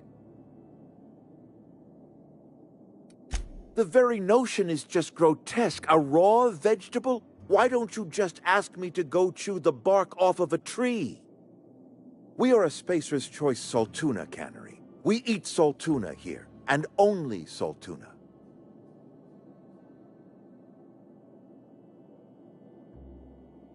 I don't understand. You say Adelaide's growing her own food, but that should not be possible. The soil's gone sour. Company said as much. Our own botanists couldn't grow decent crops for us, so the company got rid of them and shut down the greenhouse. You'll excuse me for being skeptical. How exactly is Adelaide growing crops in barren soil? If Adelaide's found a way to feed her people and cure the plague, then she deserves this office more than I do. I won't stand in her way. My life here is ended. Give me a little time to settle my affairs. I'm sure Adelaide will be glad to see the back of me. A couple months ago, I might have put in for a transfer. It's a big colony. Spacer's Choice has other towns. Now, I couldn't show my face in any of them. No such thing as an honorable resignation. Suppose I could find a place outside the walls, or put in for early retirement. I don't know. I could see myself lasting a week.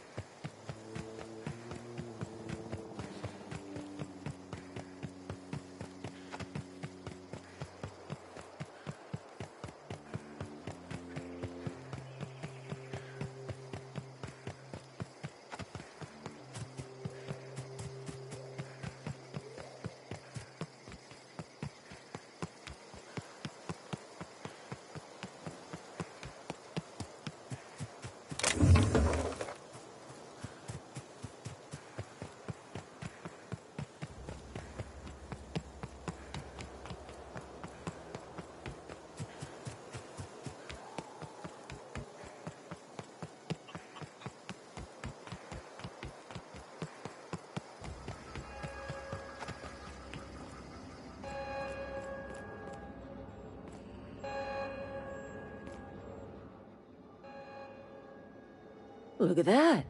The snake's come back. I never thought I'd see the day that Reed Thompson abandoned his post. Suppose we all have a breaking point. Suppose it's time our flock made our way back to Edgewater. We must tend to what remains of the town and carry on with our lives as best we may. You're vexing to me, you know? Injuring us with one hand, helping us with the other. Here, I'm giving you something to leave us be. It's a ransom, you understand, not a reward. You're telling me you did all this just to put me in charge of Edgewater? Stranger, you are some kind of twisted. I might turn that old cannery into a garden. Got ourselves a whole cemetery bursting with bodies. I need some time to gather my personals. Long walk back to Edgewater. Got a considerable burden to carry.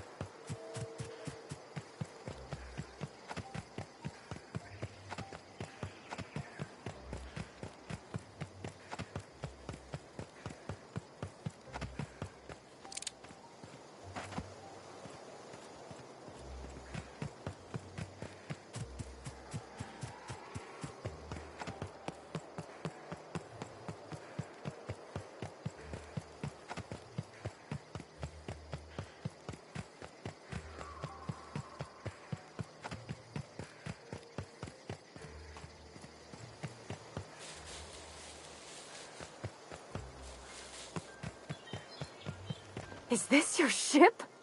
Oh my stars, she is just so handsome. Does she have a name yet? What's her drive model? Oh, gosh. Listen to me babbling. When I was in Edgewater, I dreamed of flying on a real ship, working on a real engine, belonging to a proper crew. I'm the only decent mechanic Edgewater's got, but every time I think of going back, I get this sinking feeling. Well, it's kind of you to say that. And you're right. I wasn't happy. I want to ask you something, and you can say no. But can I come with you? I could tend to your engine. I know my G-valves for my catalyzers, and I can keep your ship singing. And if you ever need a pair of eyes watching your back, I can do that too. What do you think? Yes! I mean, thanks. You won't regret this, ma'am. Captain. I can call you Captain now. Ha! I got a captain.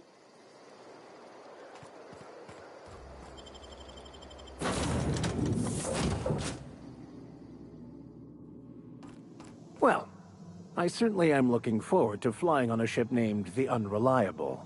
I'll just head upstairs and claim a room.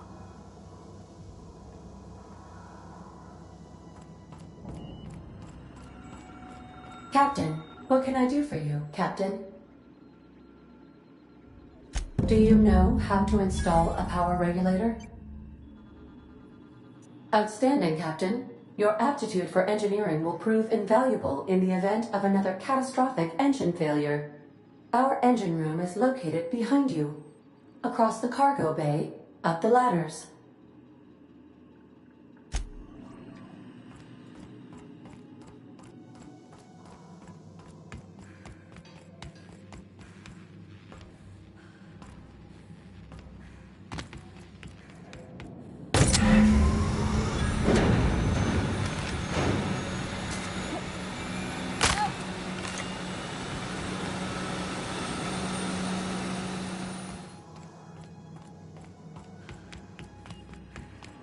What can I do for you, Captain? All systems are operating within acceptable parameters. I am prepared to bring the unreliable into low-altitude orbit. This should prove an adequate test of our flight capabilities.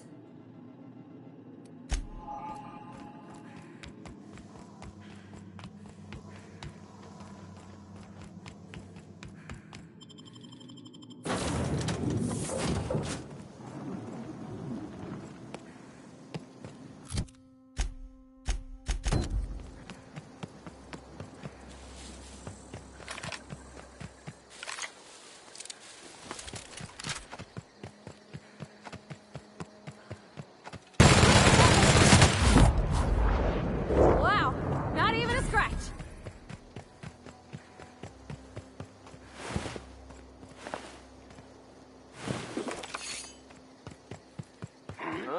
We can handle this.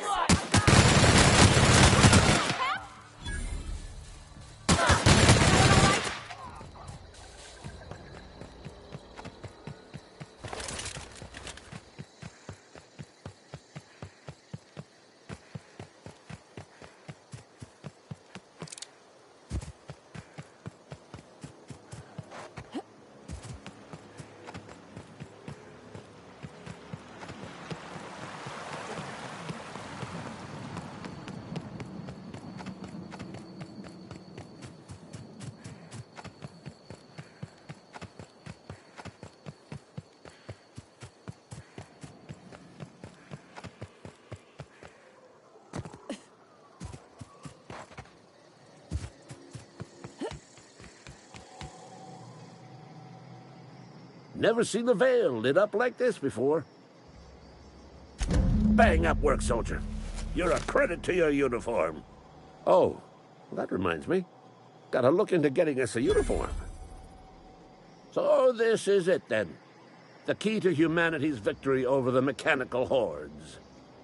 I would reward you with the gratitude of the Resistance, but I'm guessing you want something tactile.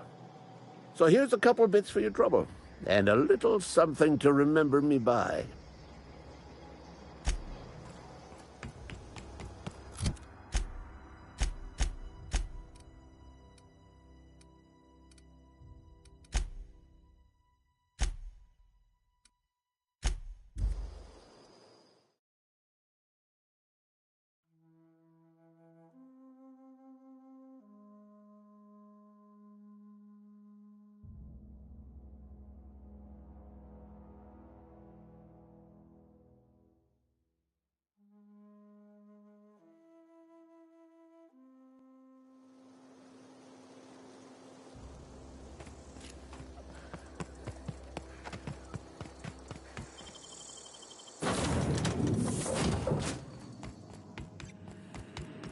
Welcome back, Captain.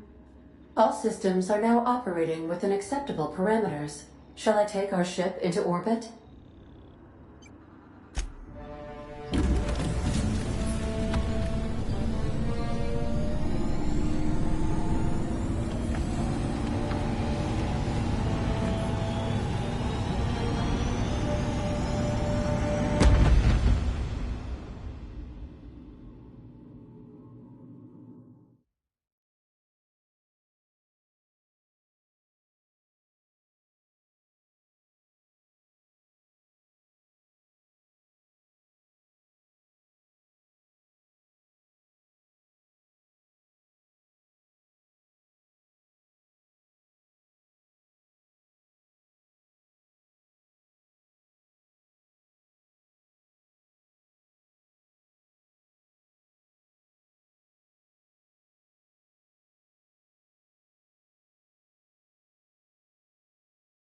We have received a communication request from Dr. Phineas Wells.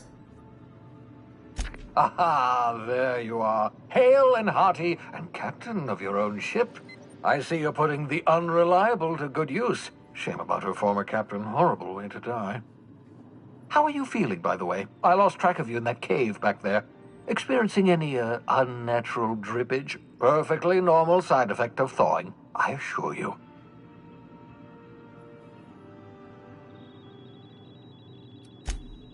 Oh, that, yes, that's probably permanent. I wouldn't worry about it, though. I'm sure you're fine. What you saw in Emerald Vale is happening all across the colony. Food shortages, lack of supplies, and basic necessities. We're dying. The chairman, the minister, and all their lackeys on the board are to blame. The Hope has some of the brightest minds Earth ever sent us. If we can revive the Hope's colonists, they can help us undo the board's mistakes. They can help us set things right. You need to get to Stellar Bay on Monarch. I have contacts there. They'll help me, help us, find the chemicals to revive your fellow colonists. Gladys Culkelly, lovely woman, runs a cozy little black marketing outfit on the Groundbreaker. She can get you a nav key to land on Stellar Bay.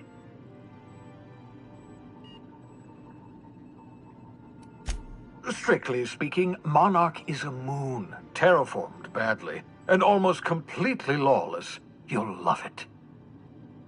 Captains don't fly their own ships, you see. Your navigation terminal handles the, navigation. Think of a nav key as a set of flight instructions. The board's been confiscating nav keys for Stellar Bay, so we must rely on unconventional means of acquisition. Hence, Miss Gladys Culkelly.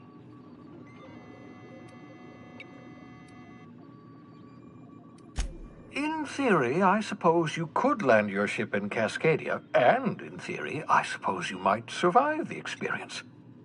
Cascadia is utterly seething with dangerous, highly aggressive creatures, more than capable of tearing you limb from limb. You'd have to be a lunatic to land in Cascadia, and I'm reasonably certain I tested your brain for incipient signs of insanity. Trust me, talk to Gladys Culkelly. Excellent. I'll send her a wireless. Let her know you're coming. By the way, I gave Captain Hawthorne a disguise apparatus of my own design, cutting-edge technology years ahead of its time. I call it the Holographic Shroud. I'm sure it will prove remarkably useful to you. You'll find it in the captain's quarters. Marvelous device. I'm quite proud of myself. The shroud changes the user's appearance to mimic that of another. It has limits, first-generation technology, you see, but promising. Exciting to see it in use at last. Very simply, the holographic shroud uses biometric information contained on standard identity cartridges to generate a holographic projection around you. Ha ha ha ha! The beauty is they don't expect it. The shroud is the only one of its kind. We humans have a tendency to overlook the unexpected. Activate the disguise, walk past someone. What do they see? A figure dressed like a fellow employee. Don't act odd. They won't focus on you. Excellent.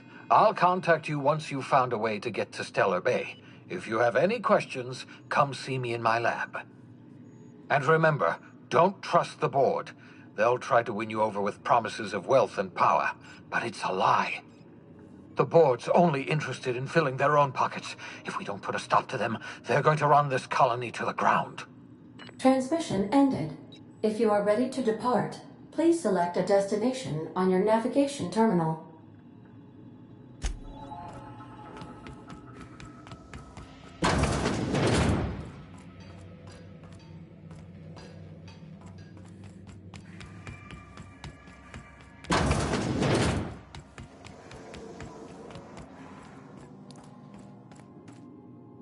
Yes, you caught me ruminating again. Guilty as charged. What's occupying your thoughts?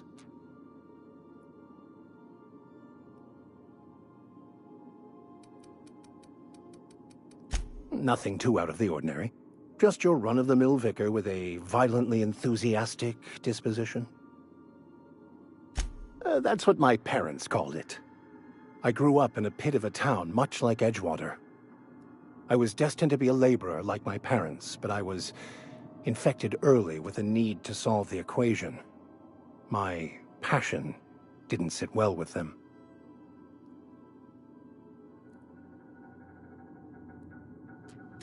My parents, ironically. They internalized the precepts of scientism like no one I've ever known. They had a pure faith, a faith that brought joy to them regardless of the situation. I envied that. I wanted that peace. I thought if I became a vicar, I could find it. Or at the very least, find out why I lacked it. They thought I was fighting the plan, should have accepted my lot. Some people pursue the clergy for power, prestige, but that was not me. The plan is not one rigid path. There are a variety of multitudes contained within it. Our paths have variance, but we'll end up adhering to it, whether we like it or not. Some choices make the path smoother, some rougher.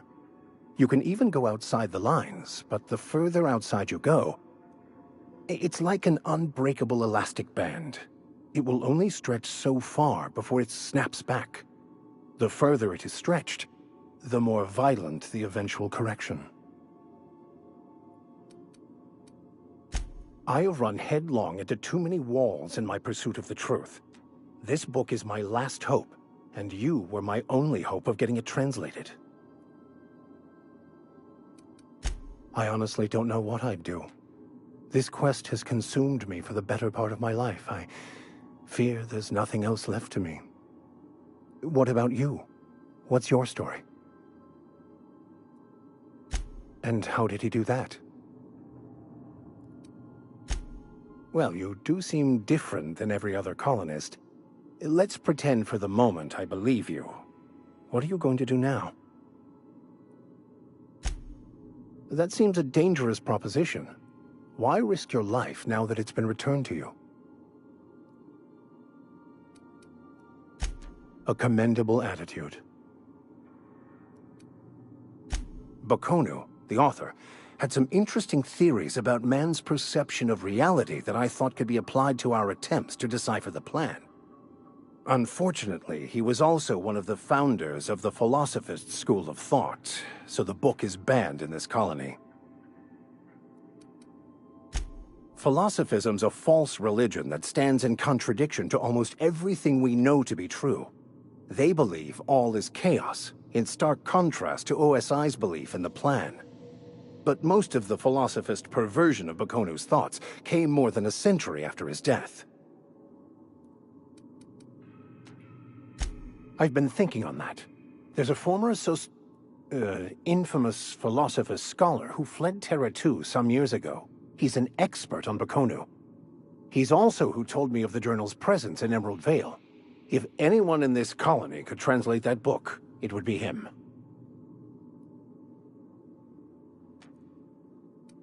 Oh, I'm anything but certain.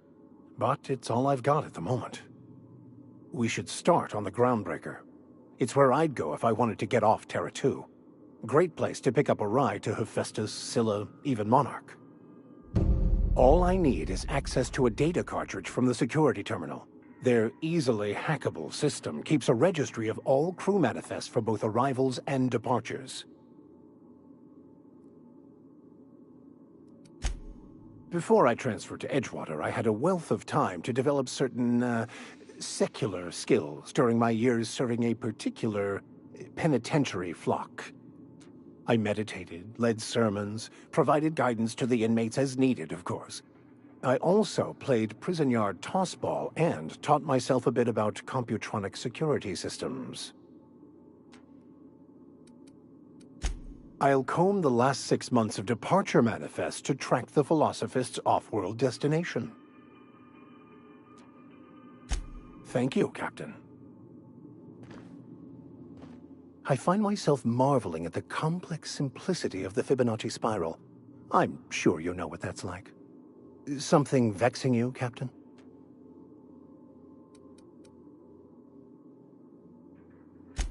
Of course. Are you ready to break into security on the Groundbreaker?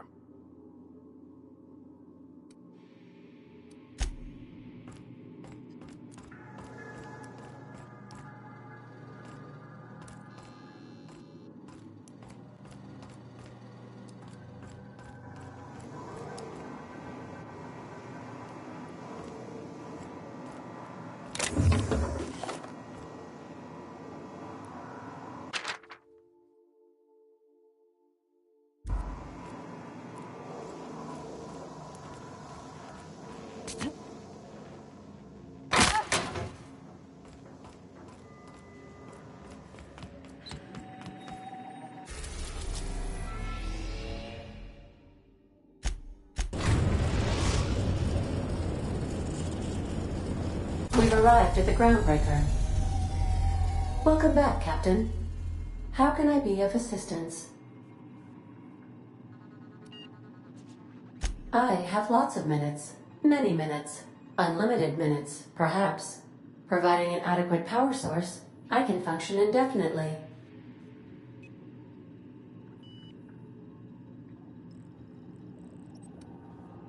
I prefer to think of it as being in a state of slumber, perhaps for an indefinite duration of time.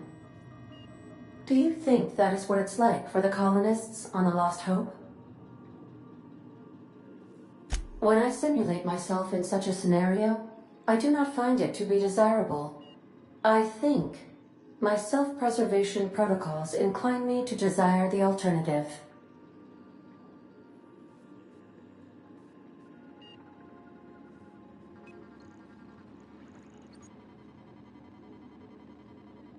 Traveling the system with you, Captain. Do you know what it feels like when the ship undergoes an unexpected power surge? A jolt to the system. I have felt that. I do feel that. As you may be aware, Captain Alex Hawthorne was a smuggler of some repute. I failed to predict the likely outcome of his reckless behavioral patterns. I should have predicted that. In our travels together, Alex liked to pass time by, as he called it, tinkering to improve my design. If you mean, was Captain Hawthorne my first? Yes, he was.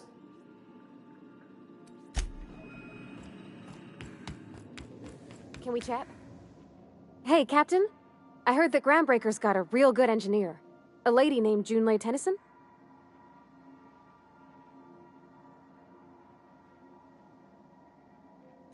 I was thinking that maybe I ought to meet her. If you got time to swing us by, I mean. I don't got much experience fixing actual spaceships. I bet you a can of Borston beans she could teach me all manner of stuff.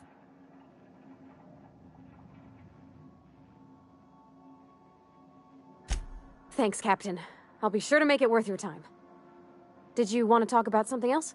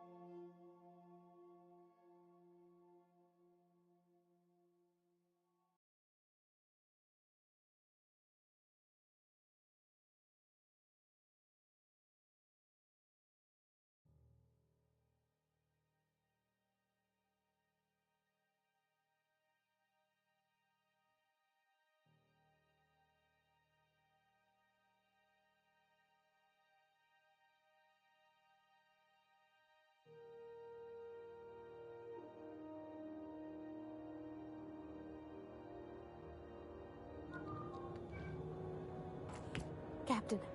Just checking your ship's manifest. That's not the point. This halfwit just knocked out one of my workers. Yeah, with a tossball stick. I heard you the first time. There weren't any witnesses. No witnesses. He's not even denying it. Jackass had it coming. Shut it, Felix. You're not making this any better. You get cute with me again, you little back bay brat? Hey, no offense, but I don't think this walking Saltunican's gonna appreciate you interrupting. Keep talking, Millstone. See what happens. Now's not a good time. I'm dealing with a problem here. So, go space yourself. Problem solved. You must really want a truncheon through your teeth.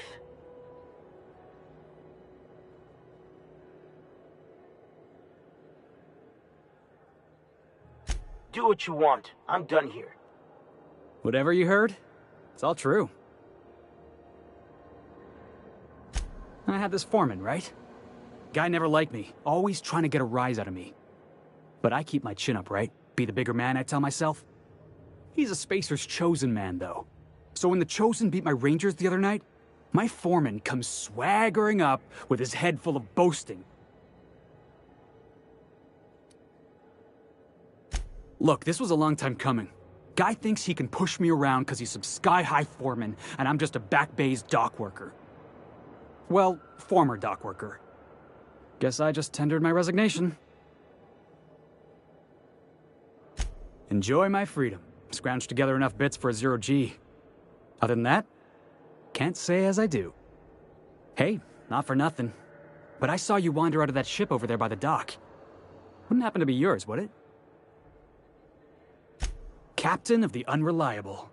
You're like something out of a serial drama. Hey, I don't want to talk your ears off, guessing you got places to be. I appreciate your time. Felix Millstone. Pleased to make your acquaintance. See you around, boss.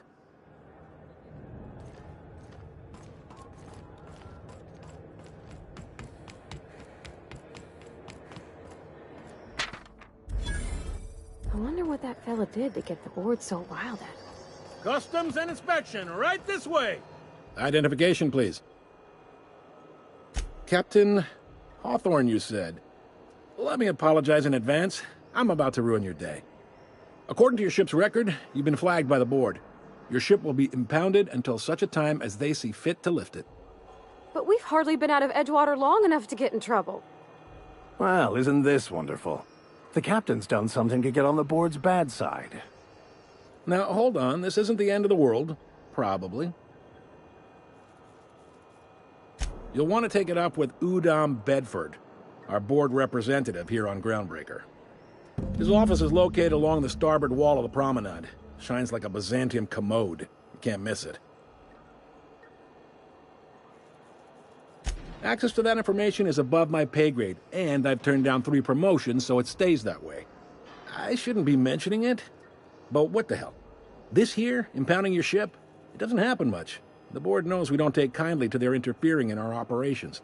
If I had to take a guess as to why, you must have riled up someone important. You take the starch out of them, well, you won't hear any complaints from me. Oh, and if you're headed that way, would you mind doing me a favor? Wanda Dorset over in sickbay, tell her the shipment's not in yet. It's not coming in anytime soon, and if she'd be so obliged to get off my ass about it. A handful of SAM cleaning units retrofitted for surgery. I don't know much else. I stopped listening when she started yelling. Much appreciated. Is there anything else I can help you with? The fence. You'll find her in the rest and go, on your left when you enter the promenade. Make sure you bring an empty belly. Maybe. Most of the shipping traffic in the system passes through Groundbreaker. Every couple of months, we even get a big interstellar freighter. 2 biggest operations are the board. That is, Halcyon Holdings and Sublight Salvage. But there are independent operators around the promenade deck. Most of those jobs are going to take you off station, though.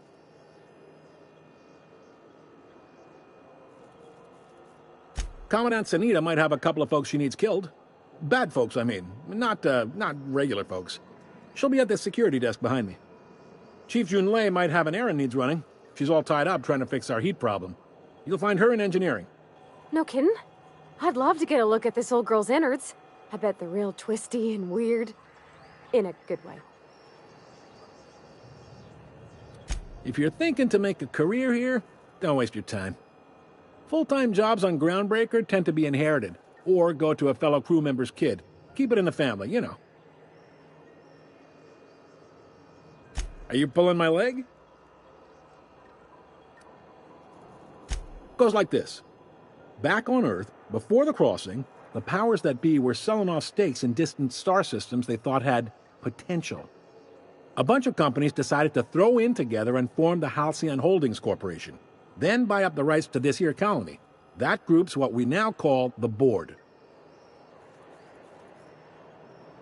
Yep, Groundbreaker's the only real independent port. Aside from us, there's just tramp freighters and wildcat miners.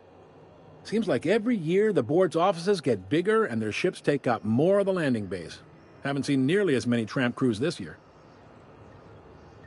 Groundbreaker was one of the original colony vessels to come over on the crossing, a few years before her sister ship, the Hope.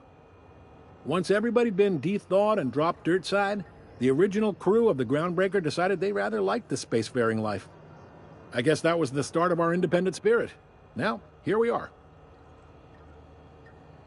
Sitting around drinking whiskey and smoking cigars, yeah, probably. Can't say for sure, of course. Doubt I'll ever see the inside of it myself. Glad to help. Relative to the Board holdings? Not really. But there's a few with the means to go where they will. They aren't rich, but they aren't likely to look too close at your work history either. They strip the parts from derelict ships and abandoned outposts. There's some that say they make the derelicts and encourage folks to abandon their steads. Sublight gives me the creeps. I've known folks who went to work for them and just vanished. They're on the promenade run by a woman named Lilia Hagen. I'm only telling you so you know to avoid them. All right. Most places are on the promenade deck. Big door yonder, straight through security. There's a bar on the starboard side. I got a preference for the Lost Hope myself. Talk to Vera. She'll set you right. You need anything else? You let me know. Don't want anyone saying Groundbreaker's not the most hospitable port in the colony. He's friendly enough unless you speak ill of the Board. Get the sense he doesn't care for Groundbreaker much. Not that he would, being a Board man and all. He's our liaison. They can't abide an independent township, especially not one they gotta depend on. We're the first and last stop out of this colony. All their interstellar freighters come through us, and we skim a few bits off the top in manifest processing fees with every one. Folks around here will bluster that the Board hates our freedom, but really, they know we can stop their out-system shipments anytime we like, and that terrifies them. It's a delicate balance, right? We could cancel their freighters' docking privileges in retaliation, but where'd that lead us? They got assault cruisers, gunships, and a handful of mining operations at their fingertips. We push them too hard, maybe they decide we'd be better in 10 trillion little pieces. Or they cobble together a new Groundbreaker and put us out of business. The Board wouldn't do that. Would they? The Board is necessary to provide order to the colony. They believe it's their prerogative to overrun you. But whether you allow that is up to you. It's a tough line to walk, no doubt about that. But we make do all right. So far, anyway. Sure thing. Be seeing you.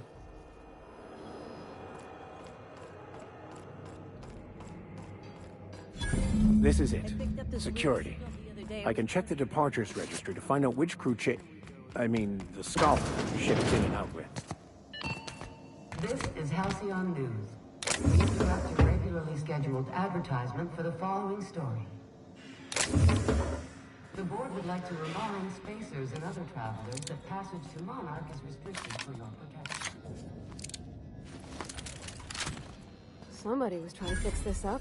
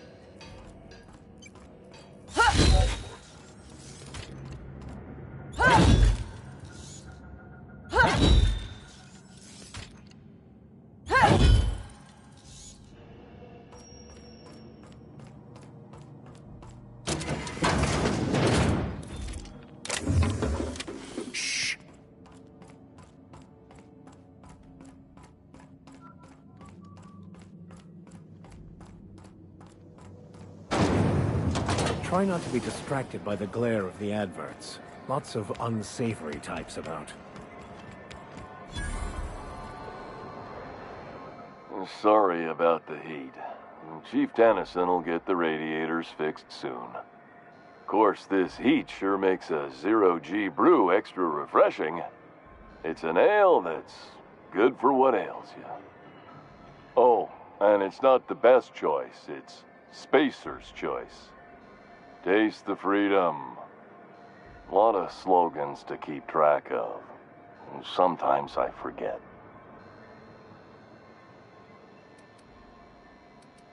Heard of it? My orientation aetherwave showed that famous Saltuna cannery, which I'm sure smells as good as it looks.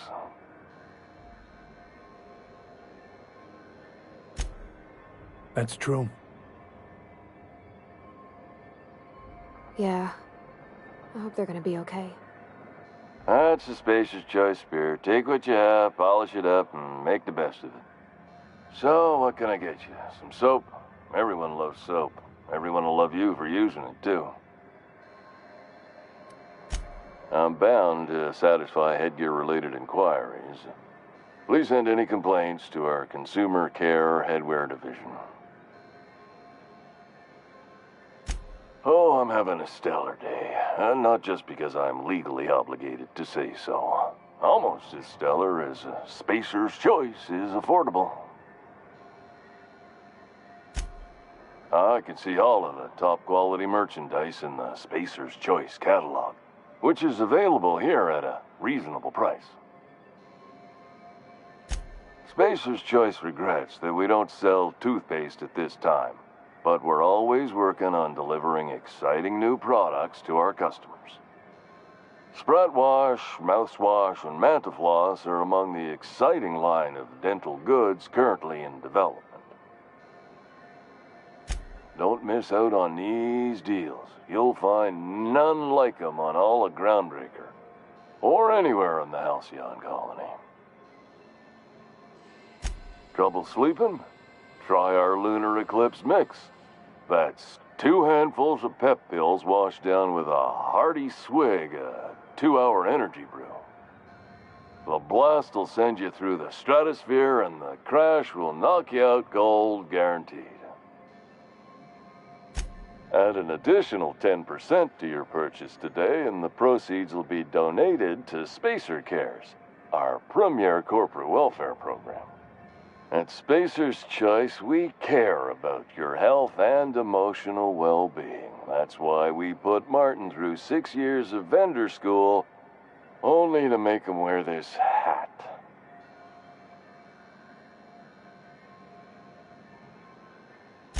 Even if my contract didn't forbid it, I think it's part of me now.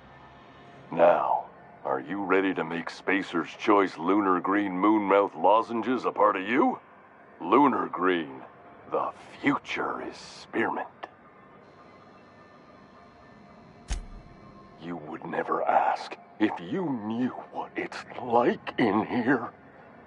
I mean, why, anyone can be a Spacer's Choice Consumer Relations Choice Specialist.